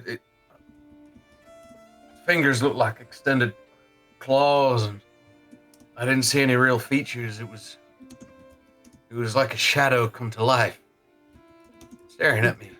Like You fired your gun. boy. Did it work anyway? Shot the creature, and it wasn't like shooting a person. It just kind of moved away when the light was shone upon it. I think I shot it. It all happened so fast. I don't really know what's happened to me. Is anybody else deathly cold? I cock my gun. Oh. You walk in front, Doc. Right. Get moving. Right. There's gotta be something with this. And double time. Maybe, Clara, you can carry Joshua? I saw you carry someone earlier. Sure. Joshua, the spirit that is Catherine reaches a hand out to you, takes your hand, and you feel a moment of comfort as it does, and then it fades away.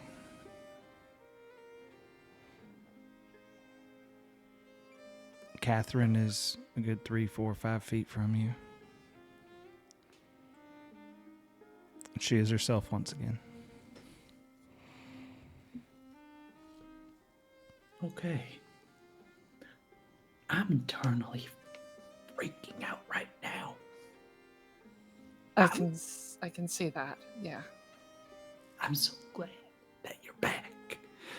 What do you mean What I'm back? What? I've been here the whole time. What?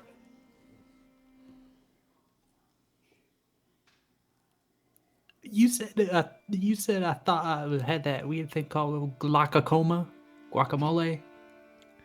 Mm-hmm. Yes. What does that do? Does it make you see shit? No. It decreases your vision, which causes things, but what? You know what? This seems to. Nothing's normal anymore. No, it ain't. What Glaucoma. did you see? I can't even begin to describe it, but when it got back to normal, I felt good. That's it. And, what the hell are we all doing? What's the plan? Because I'm out. This is shit. Part of Well me just put. wants to find the nearest cliff. Like fucking hell, that's gonna be the solution. We ain't doing that. We're going to get this train. We gotta blow it sky fucking high. We gotta get these things Amen. out of our lives. Where's the train? I imagine Yeah.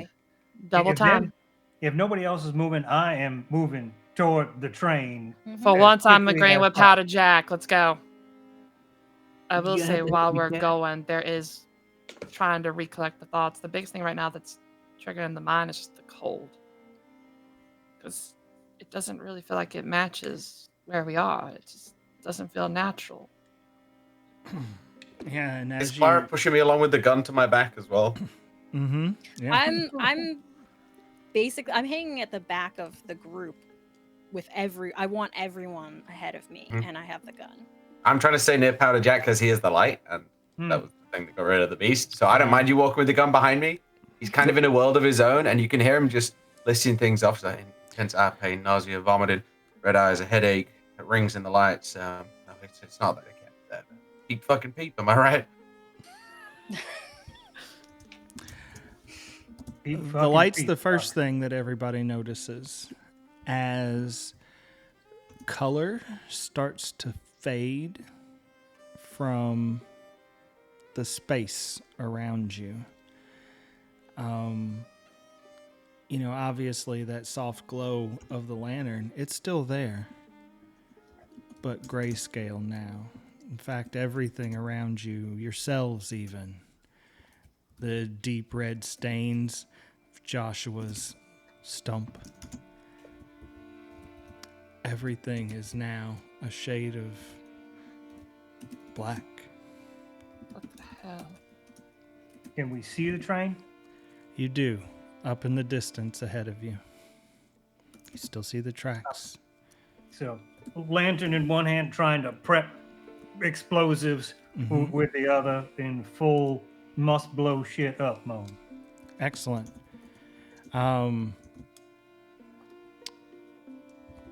Go ahead and make me another dire challenge as you begin this explosion preparation. I will say this could actually be considered a brink, as my brink is they saw me, the person saw me blowing up my own men as well as myself to get out of the situation. That fully tracks. Does seem well. like an active and appropriate thing. No ones and a 6 on my hope die. So I don't know what that means in terms of my brink. But if I feel that blowing up everyone here, actually, so I don't know if I get to narrate this part of You it do or not. not. You do not. I But you believe can the certainly mechanic. tell me how you feel.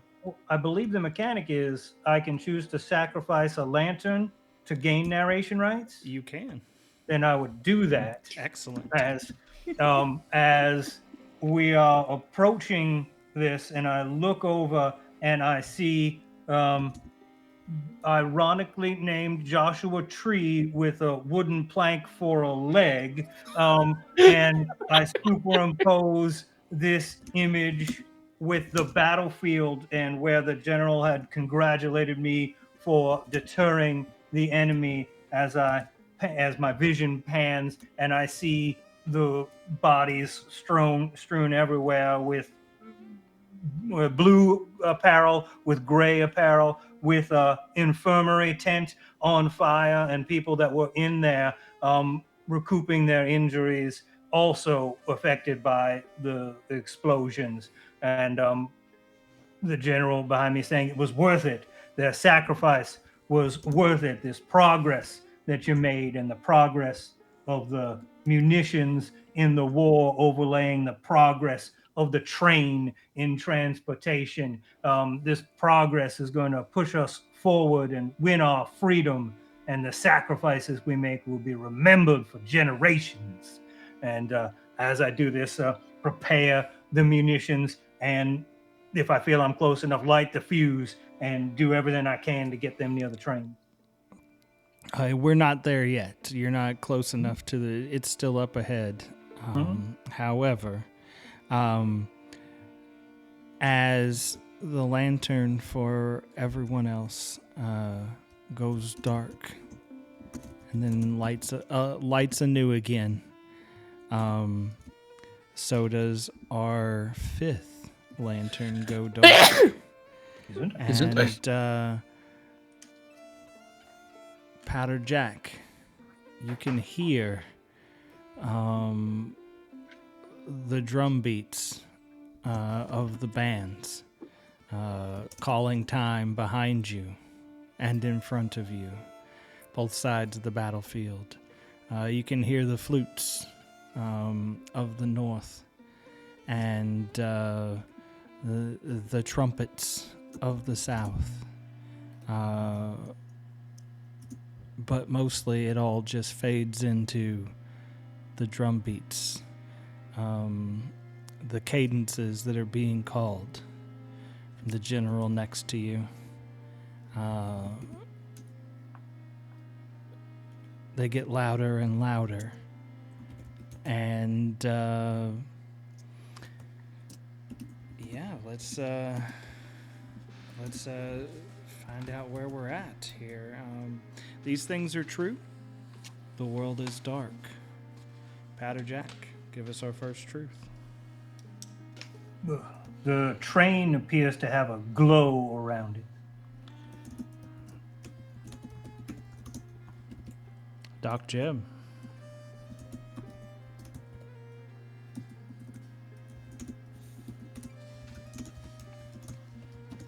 There is more to the darkness now. What's that? It seems to act like smoke. Almost tries to move in the way of you. Tries to smother lights that it finds.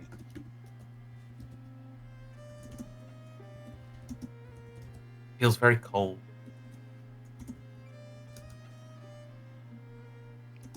Clara.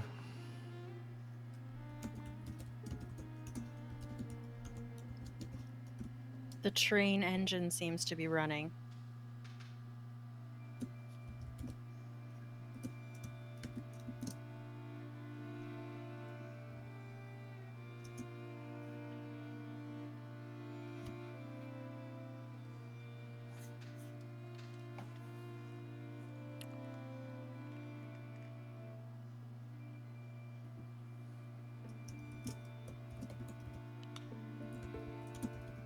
You all look to your right as you're just passing the mine shaft that you had seen before.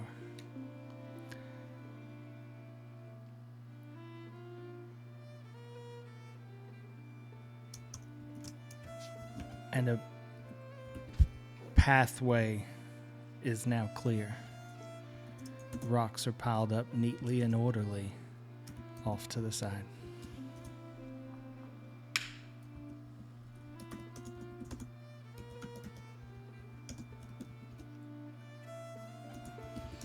And that brings us to our final truth, and that truth is, and we are alive. Ooh, that was pretty damn good, y'all. That one I wasn't swear, as the bad. Discord grows, it's actually getting better. Mm-hmm. Speaking of better, our dice pool is back up to 5, so that gives me a lot of hope that we're going to survive the evening here. Oh, for sure. 5 or 4? Wasn't that candle? Wasn't that the 5th? No, that was the That's the fifth one, fifth candle going out. So we've still got 5 left. You all rolled particularly well for the last long little while there. Mhm. I was excited that you You chose took to my use moment from me. All right. Everyone can hear a cadence of sorts. It's probably different for each of you. But all of you, as we're now surrounded by this little bit of otherworldliness, what sort of sounds or cadences, cacophony can you hear in your own minds? Start with you, Joshua. What are you hearing right now? I'm hearing them damn birds again, but there's new sounds mixed in with them. Sounds like ravens. Mm-hmm. Okay. What about you, Catherine?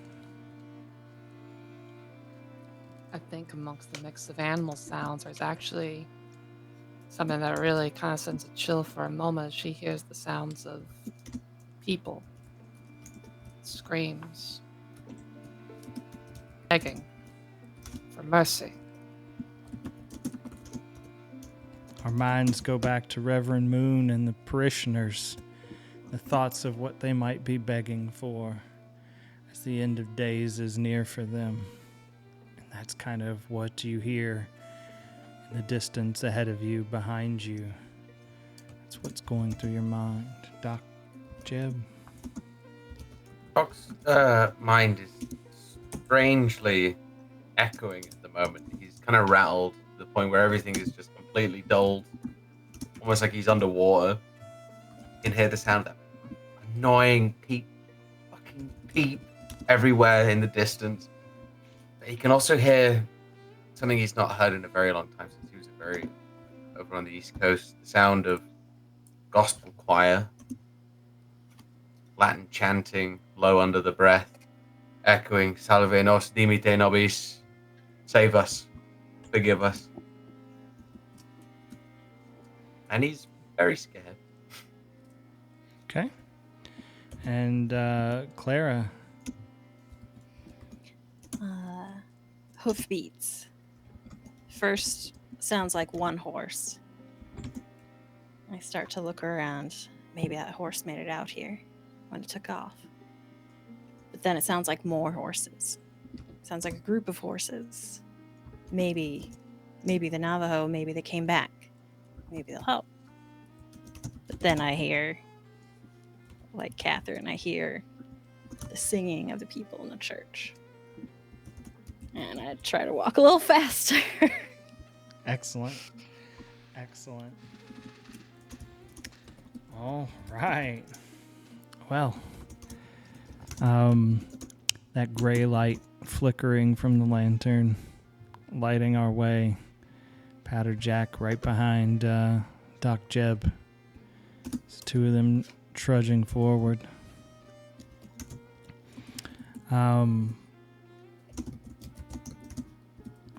We begin to approach the train.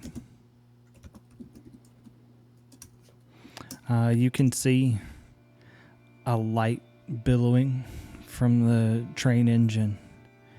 You can hear the soft hum of the locomotive as it is running. The engine is running as you approach. Kind of the flash of the white as the fire burns hot in the belly of the beast.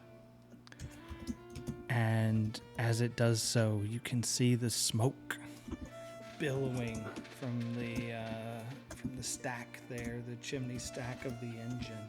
You can see it wrapping around you, enveloping around you, almost choking you. And moving even like tendrils.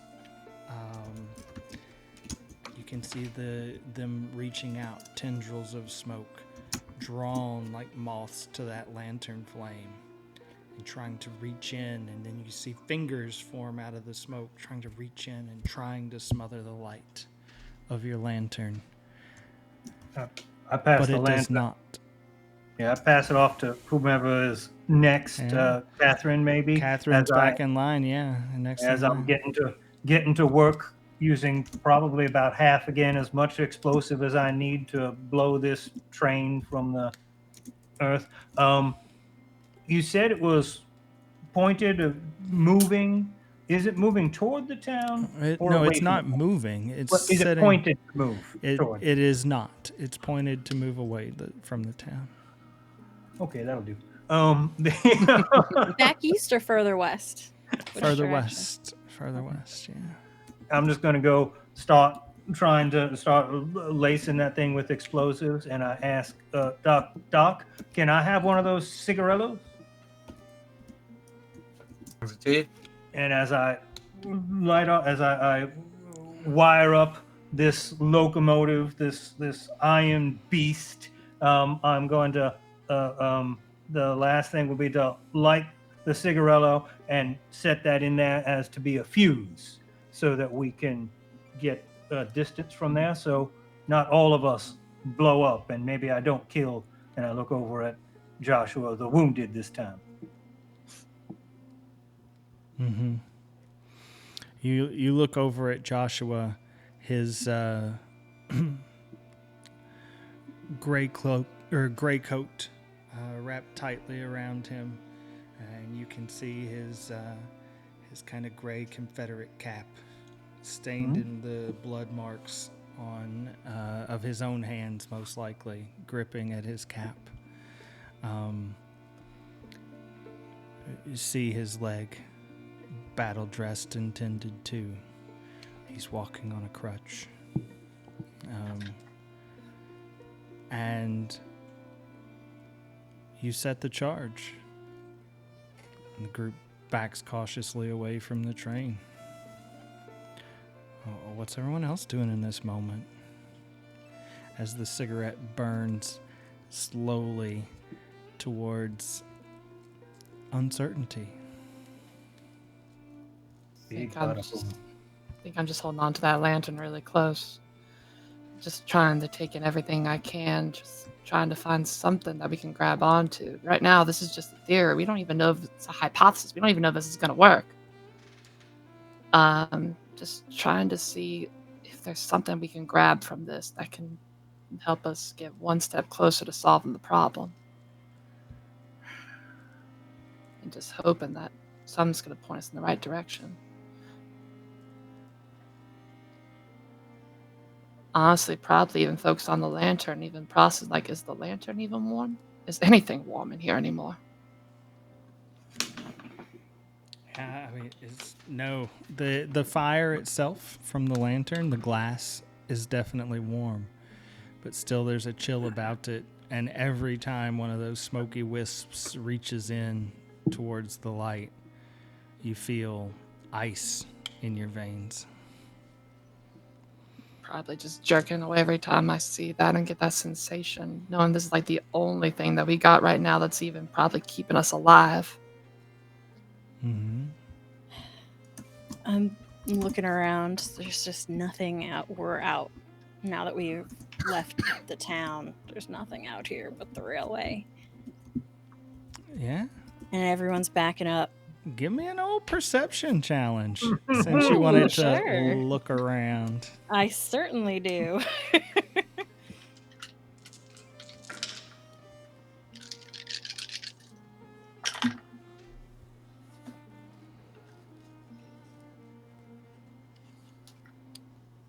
Well, I got no 6s. I like and to hear that. 1. All right. And, Well, and the hope die didn't help you out? Nope, it did not. And excellent. Excellent. In this moment, you look around and you're hearing this, the cacophony of cries and screams and the church and people. And you're kind of putting that in the back of your mind, right? But as you look through the smoke, as the smoke begins to kind of take the party over, if you will, it becomes stinging and hard to see. You look back to that mine shaft, and you see a cage right at the door, a canary inside. You can see another cage behind it. You don't know how far. You can see another cage behind it, and it almost feels like some sort of infinite chain.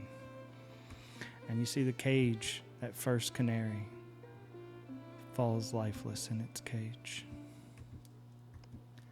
You see the second, falls lifeless in its cage. Then it becomes harder to see. As you see movement, you hear the sound click, clink. Another canary falls in its cage. And our fifth lantern goes dark. That was quick. we had a good run. He knew it was going to turn.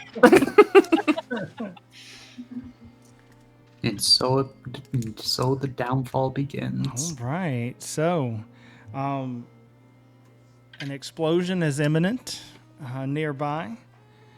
However, we still have a little hope left. These things are true. The world is dark. Clara, tell us what you see, or any other truth you might have to offer in this moment. There's still time before that fuse ignites. That's what I love to hear. There's still time.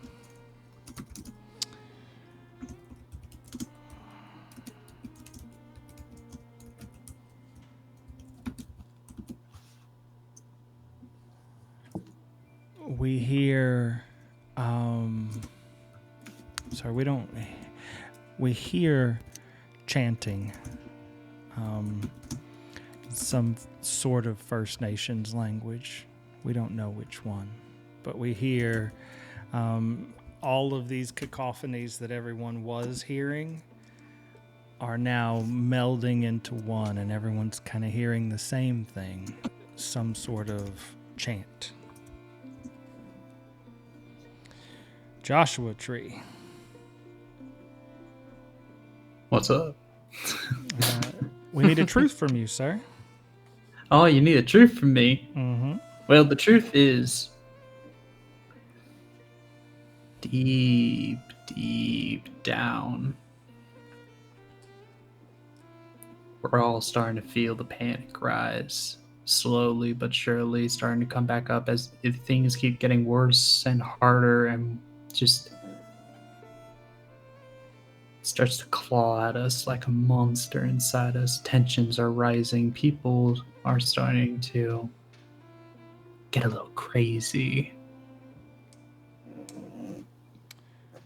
All right. And our final truth is, and We are are alive. Why is he still? What? I always want to say, and we are still alive. I don't know almost why. wanted to say it that time. somehow we're still alive. It's a miracle. For the moment. Don't worry, that fuse has not got much left on it. As Got a little. that cigarette burns down ever so slowly and panic begins to set into everyone, I throw the story back to you all. I run towards the fuse and stomp it out. Okay. Joshua wants to stop it. And I jump on the train. Stop Clara or... I want to stop Clara. I'm I like, wanna what stop the Clara fuck are too. you doing? I mean, Joshua's pretty quick right now, that's for sure. All right. Yeah, I'm fleet of foot. 1 foot at least. All right. So the two of you,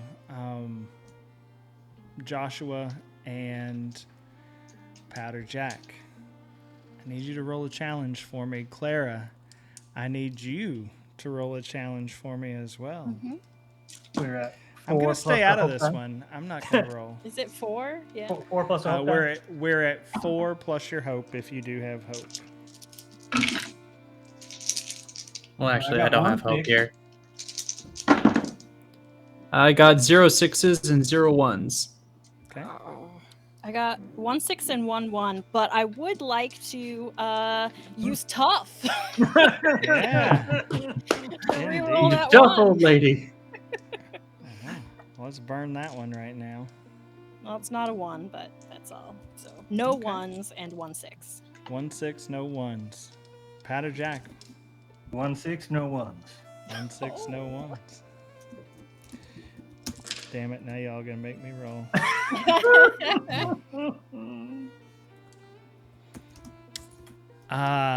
So, Powder Jack, you reach out and you grab hold of Clara, try to hold her back. You yank at those Union blues. You see the sergeant's bars on those Union blue coats, and you yank at it, and you rip the coat from that soldier's body. He spins to face you, and you turn and you wrench your hands around that soldier's neck.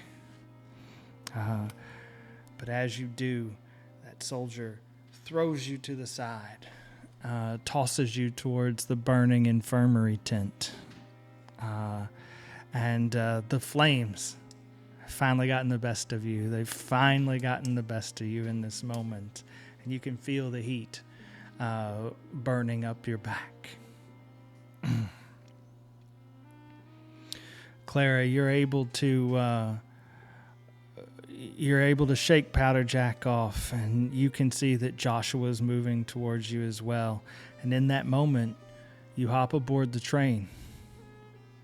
But you forget to to stop the fuse. As you move for the engine, dead set on starting it forward, and you grab a log and toss it into the fire, and that's where we're at right now.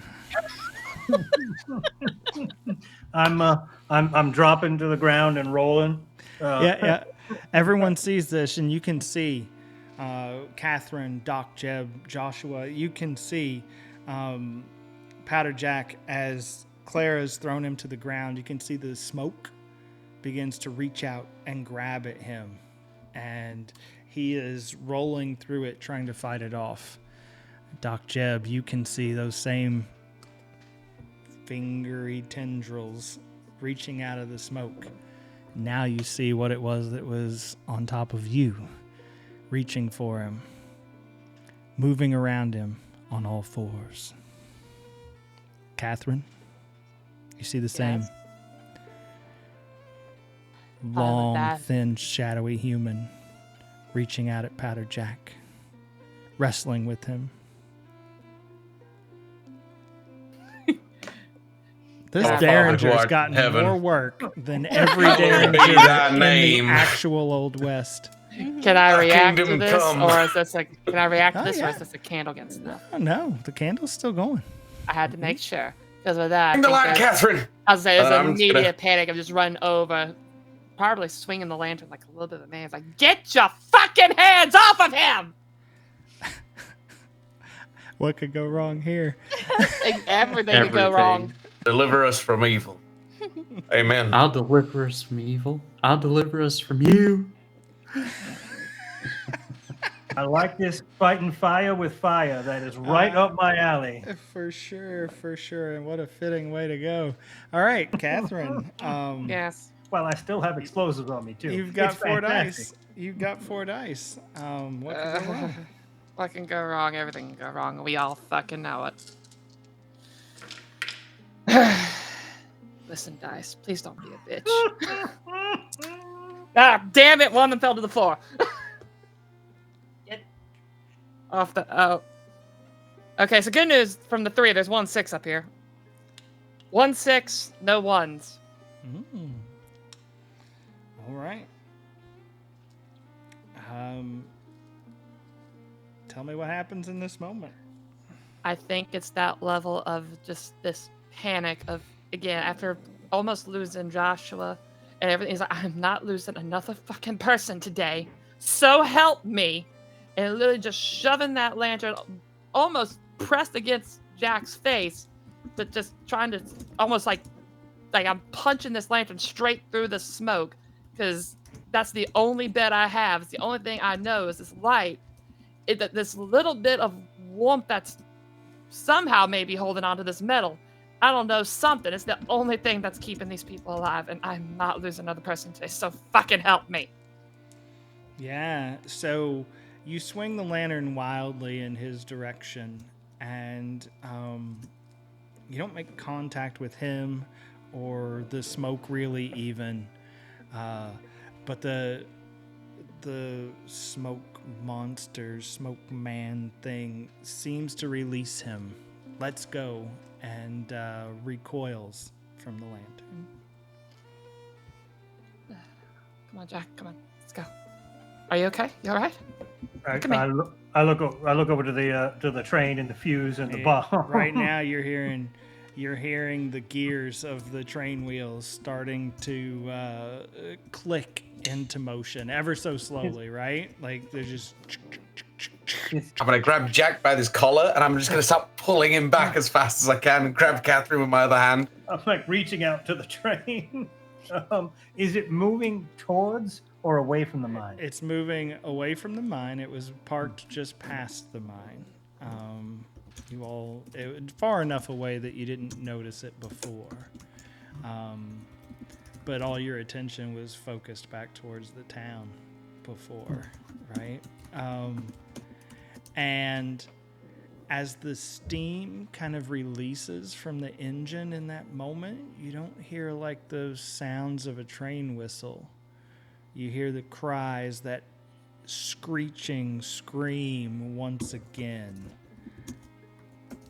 followed by peep peep, peep peep, peep peep. Call. Ah, ah. How much time do I feel is left on the fuse? It's hard to tell because I was rolling around. You're not sure. You rolled out what you thought was about 50 feet of cord of cable, and that bridge that you were setting to blow. You estimate it must be right there. I'm looking over to see if there's any place that will at least hold the wounded, to shield them from the blast. Yeah, you look at the people on fire around you, and you know that the blast is coming, and you grab a nearby tent that's been trampled in the battle here, and whip it around. To kind A of tent's shield. going to do so much. Maybe Well, a foot locker or something. It's the best that you've got. You're going to at least throw a blanket over, maybe to protect you all from the blast. Try and Is douse what it you're in thinking water or something. in that moment, right? Mm-hmm. Hunker down. Clara, as the train begins to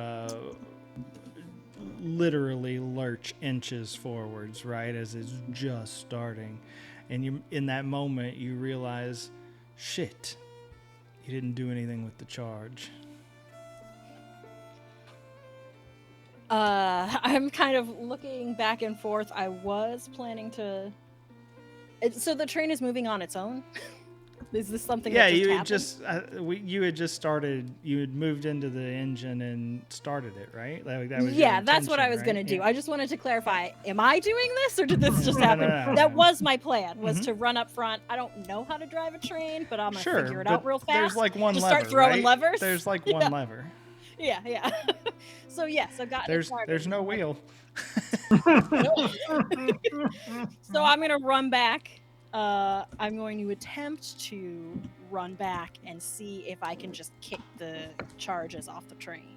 Just kick the dynamite. You tell me. Can you kick the charges off the train? Am I rolling now? Yeah.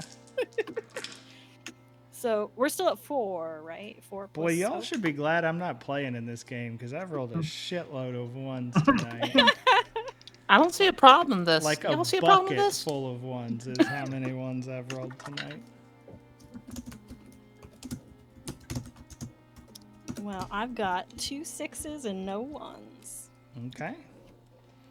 Yeah, you're able to flick the cigarette away first, right? And then you kick the charges off the train. Mm-hmm. Mm-hmm. I wish to desperately reach out for them. Oh no. And then I run Very back. nice. Very nice. This will be an extremely dire situation for you, Joshua. How many dice? am I Having playing dynamite with? from a moving train? How could that go wrong? You've got 4 dice. 4 dice in a dream. 4 dice and a dream. You got that as well. Hey, 2 6s, no 1s. Excellent. Let's blow this shit up. We're gonna You, survive this one, guys. I swear. We're gonna do it. You tell me what happens next. You reach. Joshua, right? seeing the dynamite get kicked out, he, in desperation, reaches out and with a single finger just crocking it, pulls it back in into the train. Like Randy Moss diving into an end zone. You're able to just snake that package back towards you. And he's holding on to it desperately. Mm-hmm. So I'm like peeking out because it hasn't exploded yet when it should have exploded. Mm-hmm. And I see Joshua holding the Like this. dynamite, the bomb, but there's no fuse, there's no cigarette, there's nothing burning. That's correct. So I'm gonna run in that direction with my lit cigar, and just try and if I have to Jay. toss the lit cigar. I will Puff, puff, puff. grab it, and I'll look at Jack. Jack, you gotta live. Yeah, You, I don't know. you gotta Jack live. kinda- You gotta win that bet for me. Show Doc what's up. And I'll put the cigar in the bag and just hold it. Oh, that's great. That's a great idea. Jack. Well, I give Jack enough time to get Jack, out of this there. was your moment. This was your moment, right? You're trying to relight the bomb. Go ahead and roll for me, and let's see if you were successful or if Joshua was. I mean, this was my moment's come and gone when I dynamited the guy in there. Right, But I'll right. roll for this. It's fine. 4 plus the hope die. Mm-hmm. Well, no ones and 1 6. All right. So, tell me, does what happens here? There's just a connection with the eyes. Like everything slows down, and I see the wounded soldier on the enemy train full of enemy supplies and munitions and soldiers, and knowing that he is not going to survive this, putting the lit cigar directly to the dynamite. And tears well in my eyes at the sacrifice, and knowing what it is to sacrifice everything you have for freedom, to get out from under the oppression of those who would sit there and try and rule over us. And I just fall to my knees. Joshua. And in his last words, Josh says, God bless America.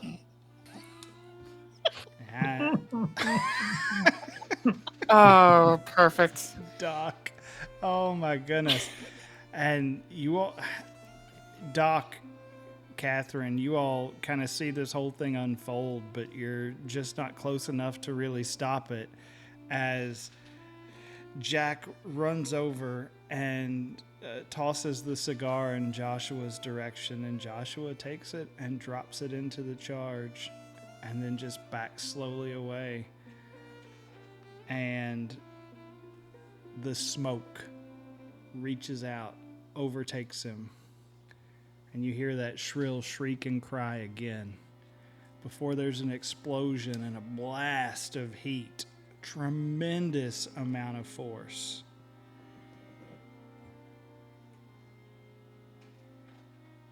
And nothing. Quiet. The sound of the train slowly gathering steam. It's now moving about a foot per 5 or 6 seconds as opposed to inches every couple seconds. And gathering steam.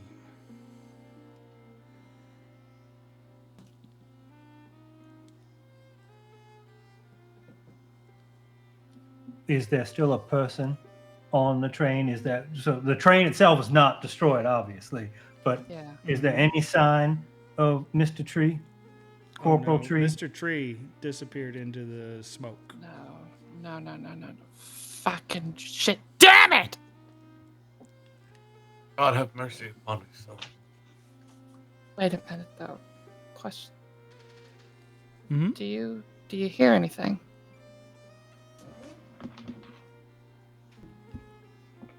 How's that again?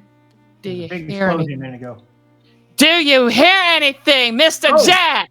I hear you now. Wow, you don't got to yell. I listened to hear anything besides that annoying cheap sound. Mm-hmm. No, you don't hear anything. Well, you hear the grinding of the train gears as the train is getting underway.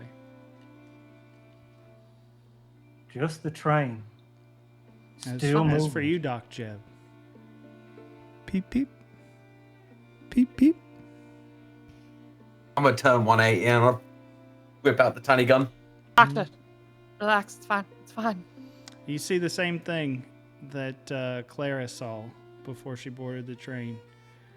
Same exact scene. You just kind of, as you spin and look behind you, you see the mine shaft entrance, right? You see the canary hanging in the cage in the door, fall lifeless. The one behind it, peep, peep, fall lifeless. The one behind it, you hear a soft thud behind it as you can't see any further than that. Mine was collapsed before. There ain't never been this many canaries in one fucking place. Canary capital of the world. No, we're truer That train's words gonna go were ever sky high. spoken. You think it's gonna blow, Jack? The train? I thought it was going to blow, but something weird's going on. It's never not worked before. I don't fire blanks. Well, as your doctor, I might be able to say differently. But I will say this. We need to blow that thing sky high. And at the moment, it's creeping about a couple feet every second or so. So, I'm getting on that fucking train. I look at Doc in his blue coat and his willingness to blow up the train. And I'm like, all right, we do this together, because there's only one place where we're not divided anymore, and we all end up there in the end. We won't die as enemies, but Americans, brothers in arms. We can't let Mr. Tree's sacrifice go to waste. We're blowing up that fucking train.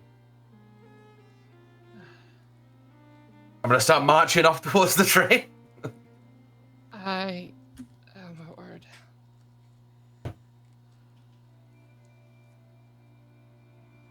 As I guess I'm following them, because at this point they're the only people that are still present in some capacity, even though I think they've lost their goddamn minds.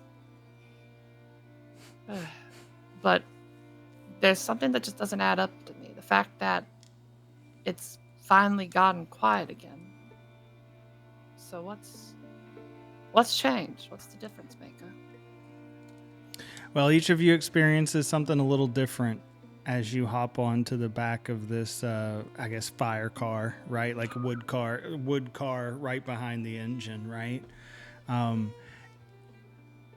Each of you steps onto the car over something a little different. For you, Jack, you're stepping on the bodies of wounded soldiers, stepping up into the car as they're piled high.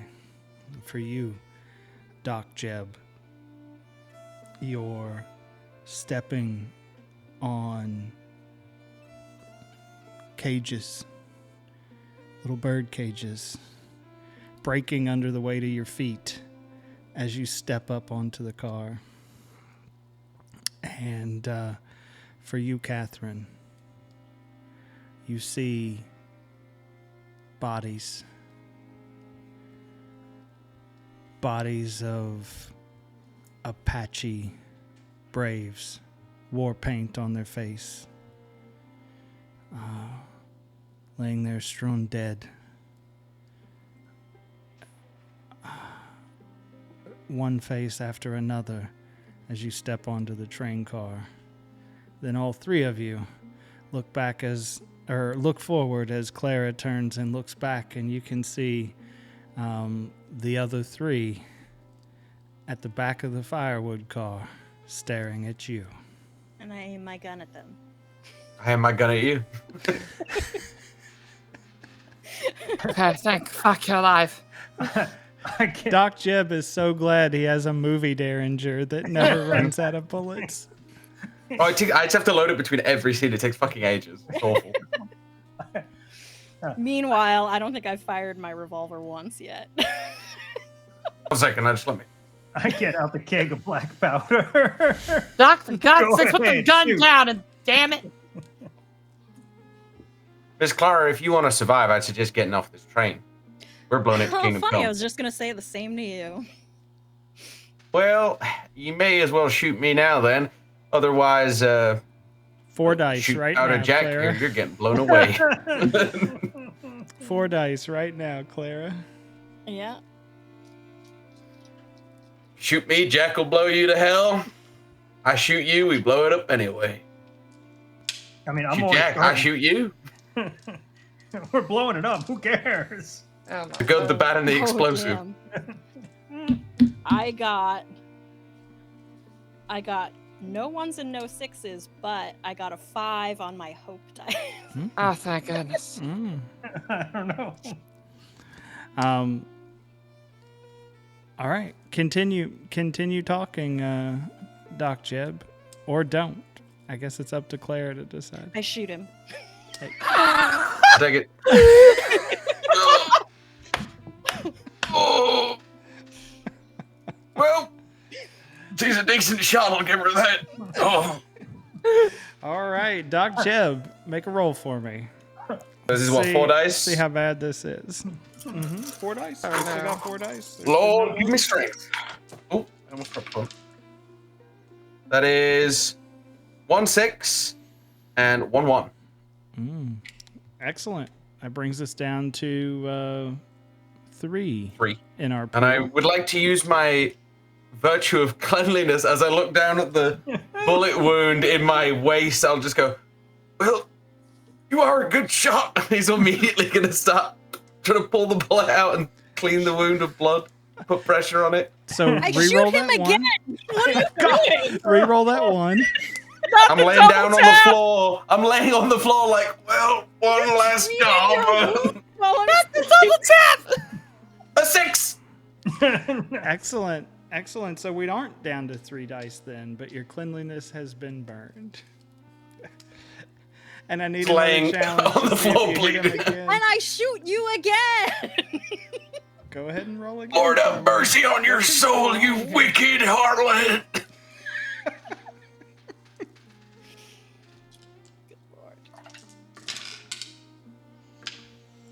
Meanwhile, I'm over here. I can't control the scene ever. All right. Well, I got no 6s and 1 1, but No. it is certainly time for my brink, which is to betray others and choose myself. Oh. Excellent. So, let's see So that lets you if I- re-roll your whole dice pool. Oh, It re-rolls the whole pool wonderful. when your brink becomes active. Oh no! It didn't help. It didn't help me at all. No 6s, no 1s. Oh, no. Oh, that means But you the lose prayers your are hope full. die. Excellent, excellent. Your second shot rings out and goes wide as Catherine's pleas for everyone to calm themselves fall on deaf ears. And the lantern that you all were using for light, Doc, you lose it off the back of the car. And now you've just got the tiny bit of engine light there on the train is about the only thing you've got going. As we will darken our 7th lantern. Oh, Lay flat on his back. And I guess this is as good a time as any for everybody to go take a quick break. And we will be right back to wrap this thing up. I didn't think we were going to make it to another break, but it seems as though we will. So we'll You be shot back me, you son of a momentarily. bitch. Wild.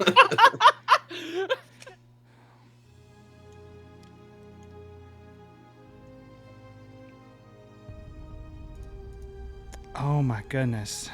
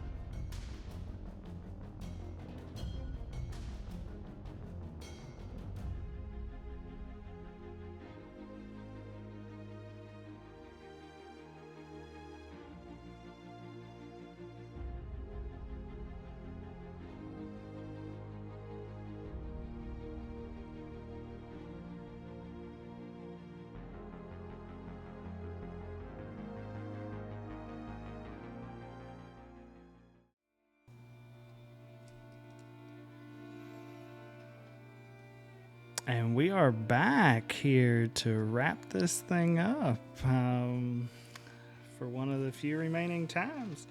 These things are true. The world is dark. And Clara, give us our first truth.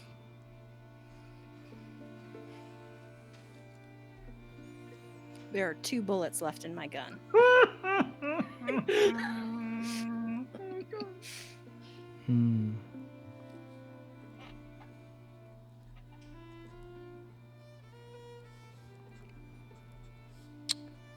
Necrosis is spreading from Doc Jeb's gunshot wound rapidly.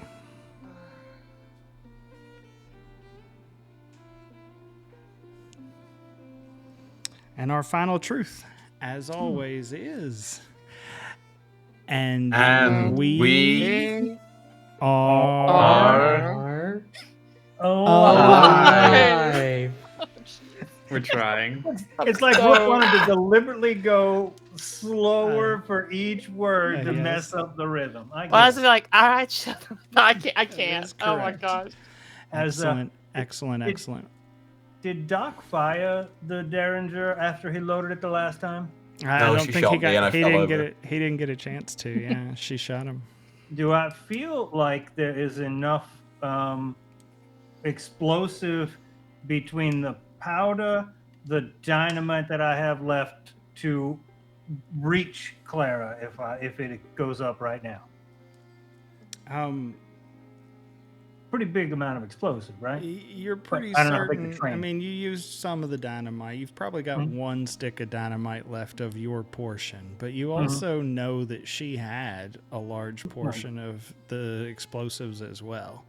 And you're confident that the dynamite itself, given a good heft, is likely to erupt on its own.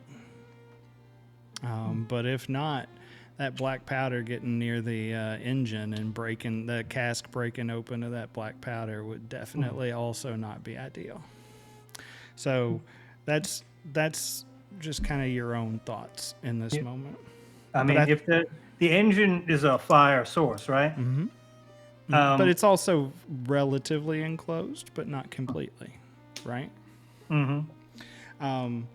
I do want to start as we come back in this moment. I want to start with Catherine and find out how she's reacting to all of this. Honestly, I think it's almost this level of borderline acceptance that this seems to be. This is what I'm stuck with. This is who I got. As everything is falling apart at the seams. I have 2 people that want to fucking kill each other. Probably seen even the doctor's necrosis is spreading. And it's like, he's not much longer for this world. What's left? That's all I want to know. What's fucking left? Catherine seems to be breaking down next to you, Jack.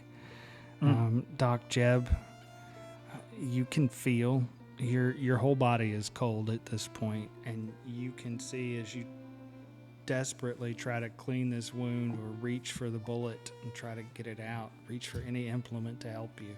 You can see your whole midsection just kind of withering away, almost rotting away at a rapid pace.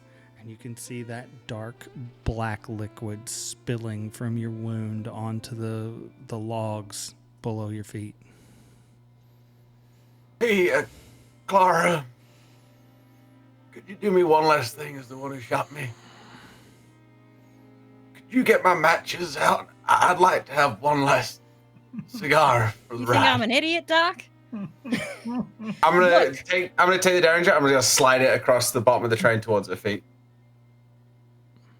I'm done for. It's not.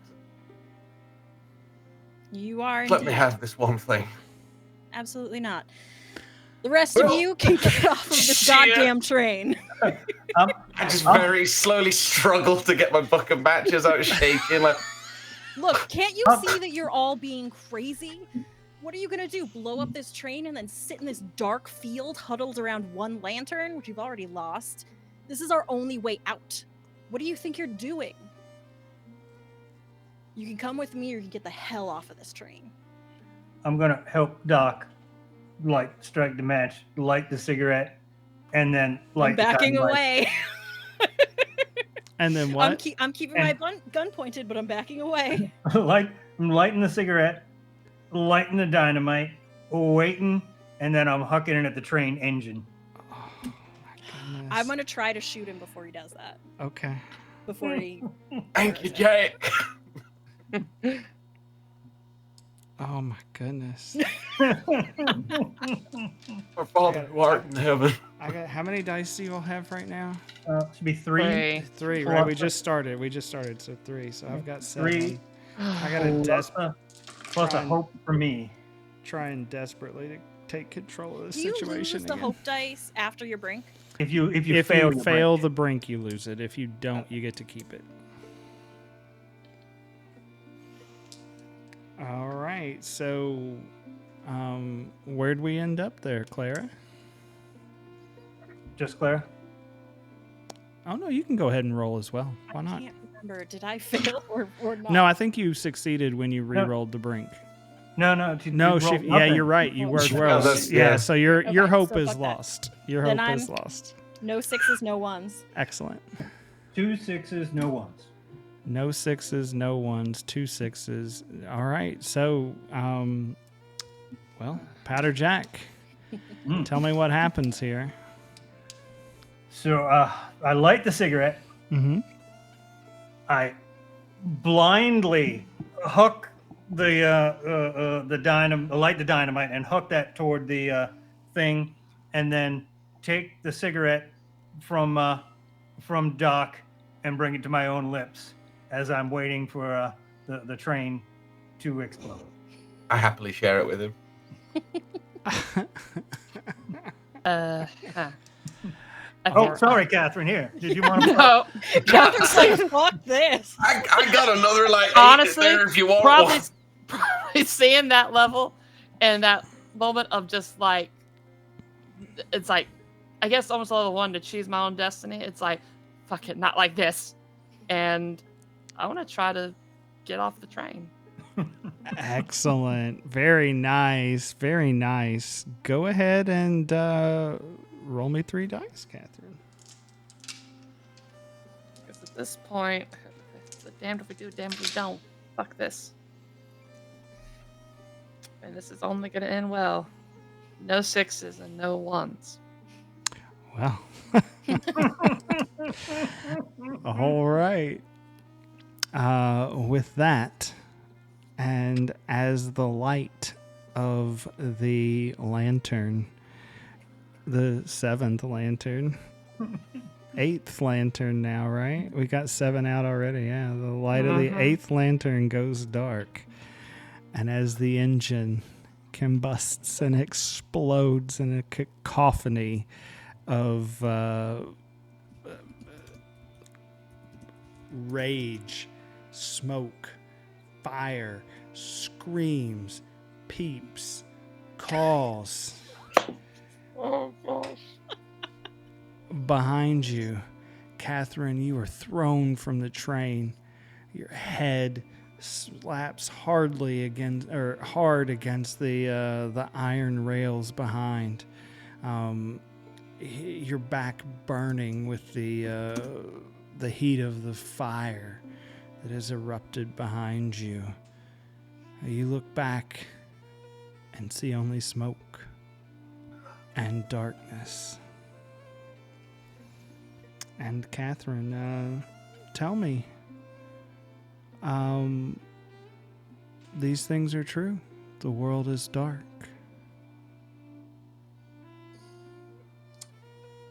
What is your truth? For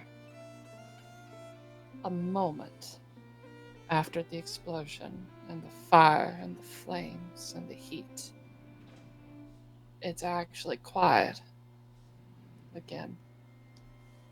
There's no birds, there's no screams. It's just quiet. Nice. And lastly, of course, And you are alive. Oh, fucking shit! That escalated quickly. Oh, God! Yeah. Oh, I wasn't ready Oh for this. my goodness! As you pick yourself up off of the tracks there, you reach up. Dark liquid is pouring from the gaping wound in your forehead. You look alone as your earlier truths come back to, or you look around, your earlier truths come back to bite you. Medical supplies are all lost. They are gone. You feel the necrosis ripping at your skin, your forehead. As it ever so slowly darkens, not that you can see. You can barely see anything around you. It's nothing but dim grays.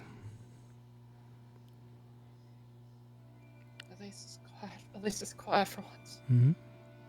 It is. You look back, the only thing you can make out, the darkness around you, the mine shaft, the door, an empty bird cage broken at the entrance.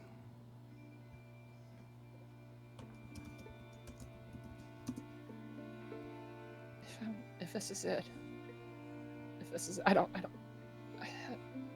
know. I gotta know. I don't care anymore. Fuck. I first rip off fabric that I can. Just hold into the back of my head where blood's pooling. I'm gonna walk to the mine. Yeah, even as you start stumbling forward, you try to staunch the bleeding, and as you push on your forehead, you try to apply pressure. You can feel the skin and the bone, the muscle, everything up in that area just pushing away like a rot. The wound becoming larger, and you stumble forward. You reach for the walls to steady yourself. You rip the cage, the broken cage down. It's hanging in the doorway. You stumble another step. I'm sorry, Joshua. I'm sorry, Doc. I'm sorry, Jack. I'm sorry, Clara. I'm sorry! I'm fucking sorry! I'm just gonna keep walking. I want that level of this whole time just trying to figure out, was there any solution? Was there any way of saving this? I gotta know. Or at least I gotta see what's at the end of this road. I gotta know. Roll a couple dice. Maybe you can tell me what's at the end of this road. Probably not. How'd you know? Oh my goodness. Can No always sixes. darken a candle and take the narrative. You know what, actually? Fuck it. There you go. Taking that. There's only one left. I'm taking it. That is a good choice, because I had an awful lot of sixes that time. Yeah. Not Far surprising. more than you had dice to roll. As darkness begins to surround you in this dark mine shaft, you stumble forward, barely able to keep on your feet. And what do you see?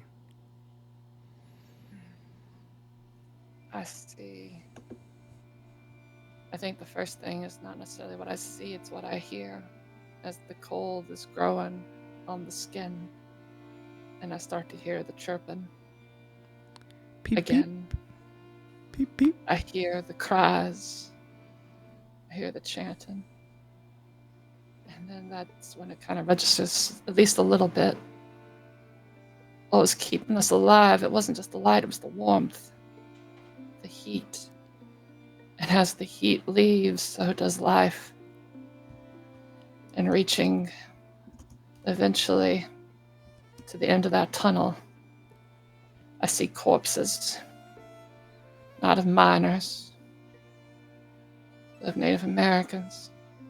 This shaft was a tomb. It was disturbed. And thus the realms started to blend. One to get vengeance, one balance. It's going to take back what was stolen. But knowing this point, there's no warmth down here at the bottom of this cave. There's no light. I'm out of time. Are you? Roll me a This- dice. You know what? For the shits and fucking giggles of it, since this is what her bet is as a solution, we will also at least gamble to see if we can get a hope. It's the best bet we got.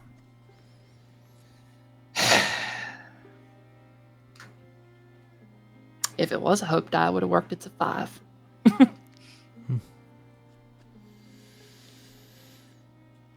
As you look around this tomb, this shaft, you see the desecrated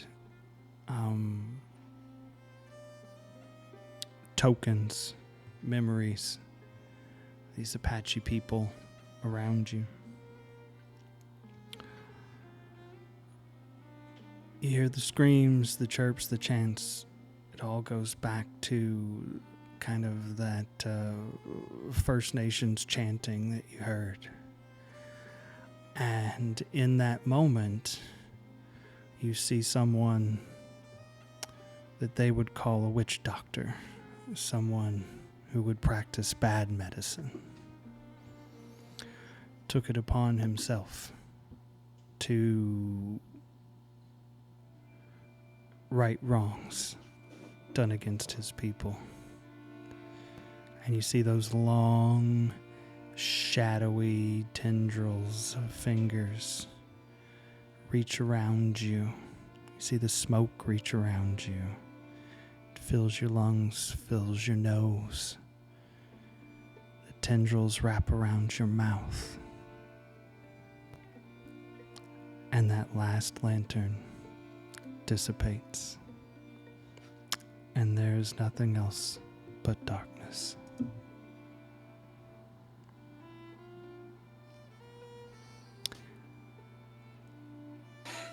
And that is where our story ends.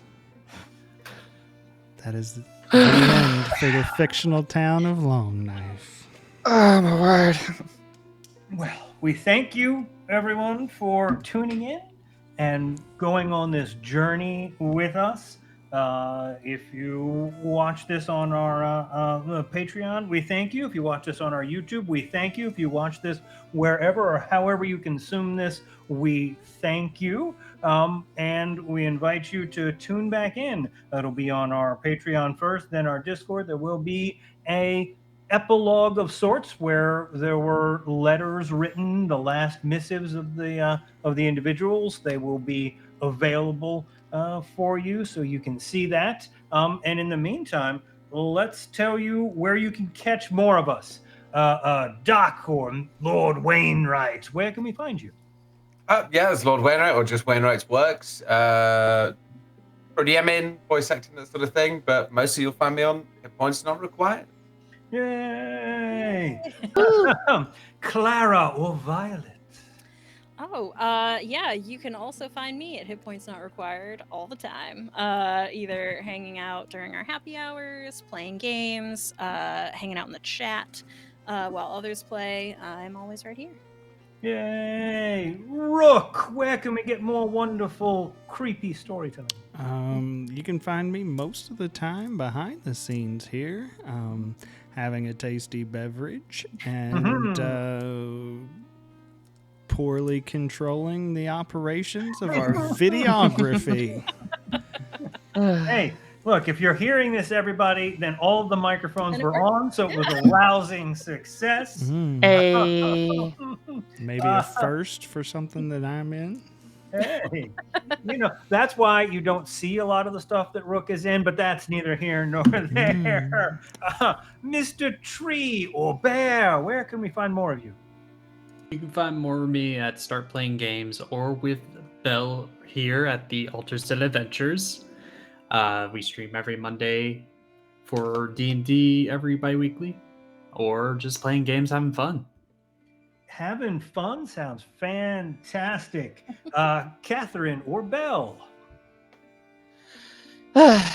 You can find us at Altars and Adventures on Twitch. As Bear has said, we stream normally on Mondays. We do a D&D campaign every other Monday. But also on off Mondays and Saturdays, we're just doing variety gaming, trying to have a good time and tell some great stories. Yeah, we love to tell great stories. I am a Powder Jack or Chuckles. That's Chuck with an L-A-Z. You can find me most places on the internet under those, under that acronym, under that name, under that handle, whatever it's called these days. You can find me here on Hit Points Not Required, both happy hours and on streams like this. You can find me in other countries, in Canada at some point soon. Maybe we'll do a meetup. Maybe we'll get to shake hands and have a drink, have some wonderful giveaways. But you can always find me having fun. And remember that hit points are not required to tell a creepy story. Night, everybody. Am I going to be able to Good sleep night. tonight? Who knows?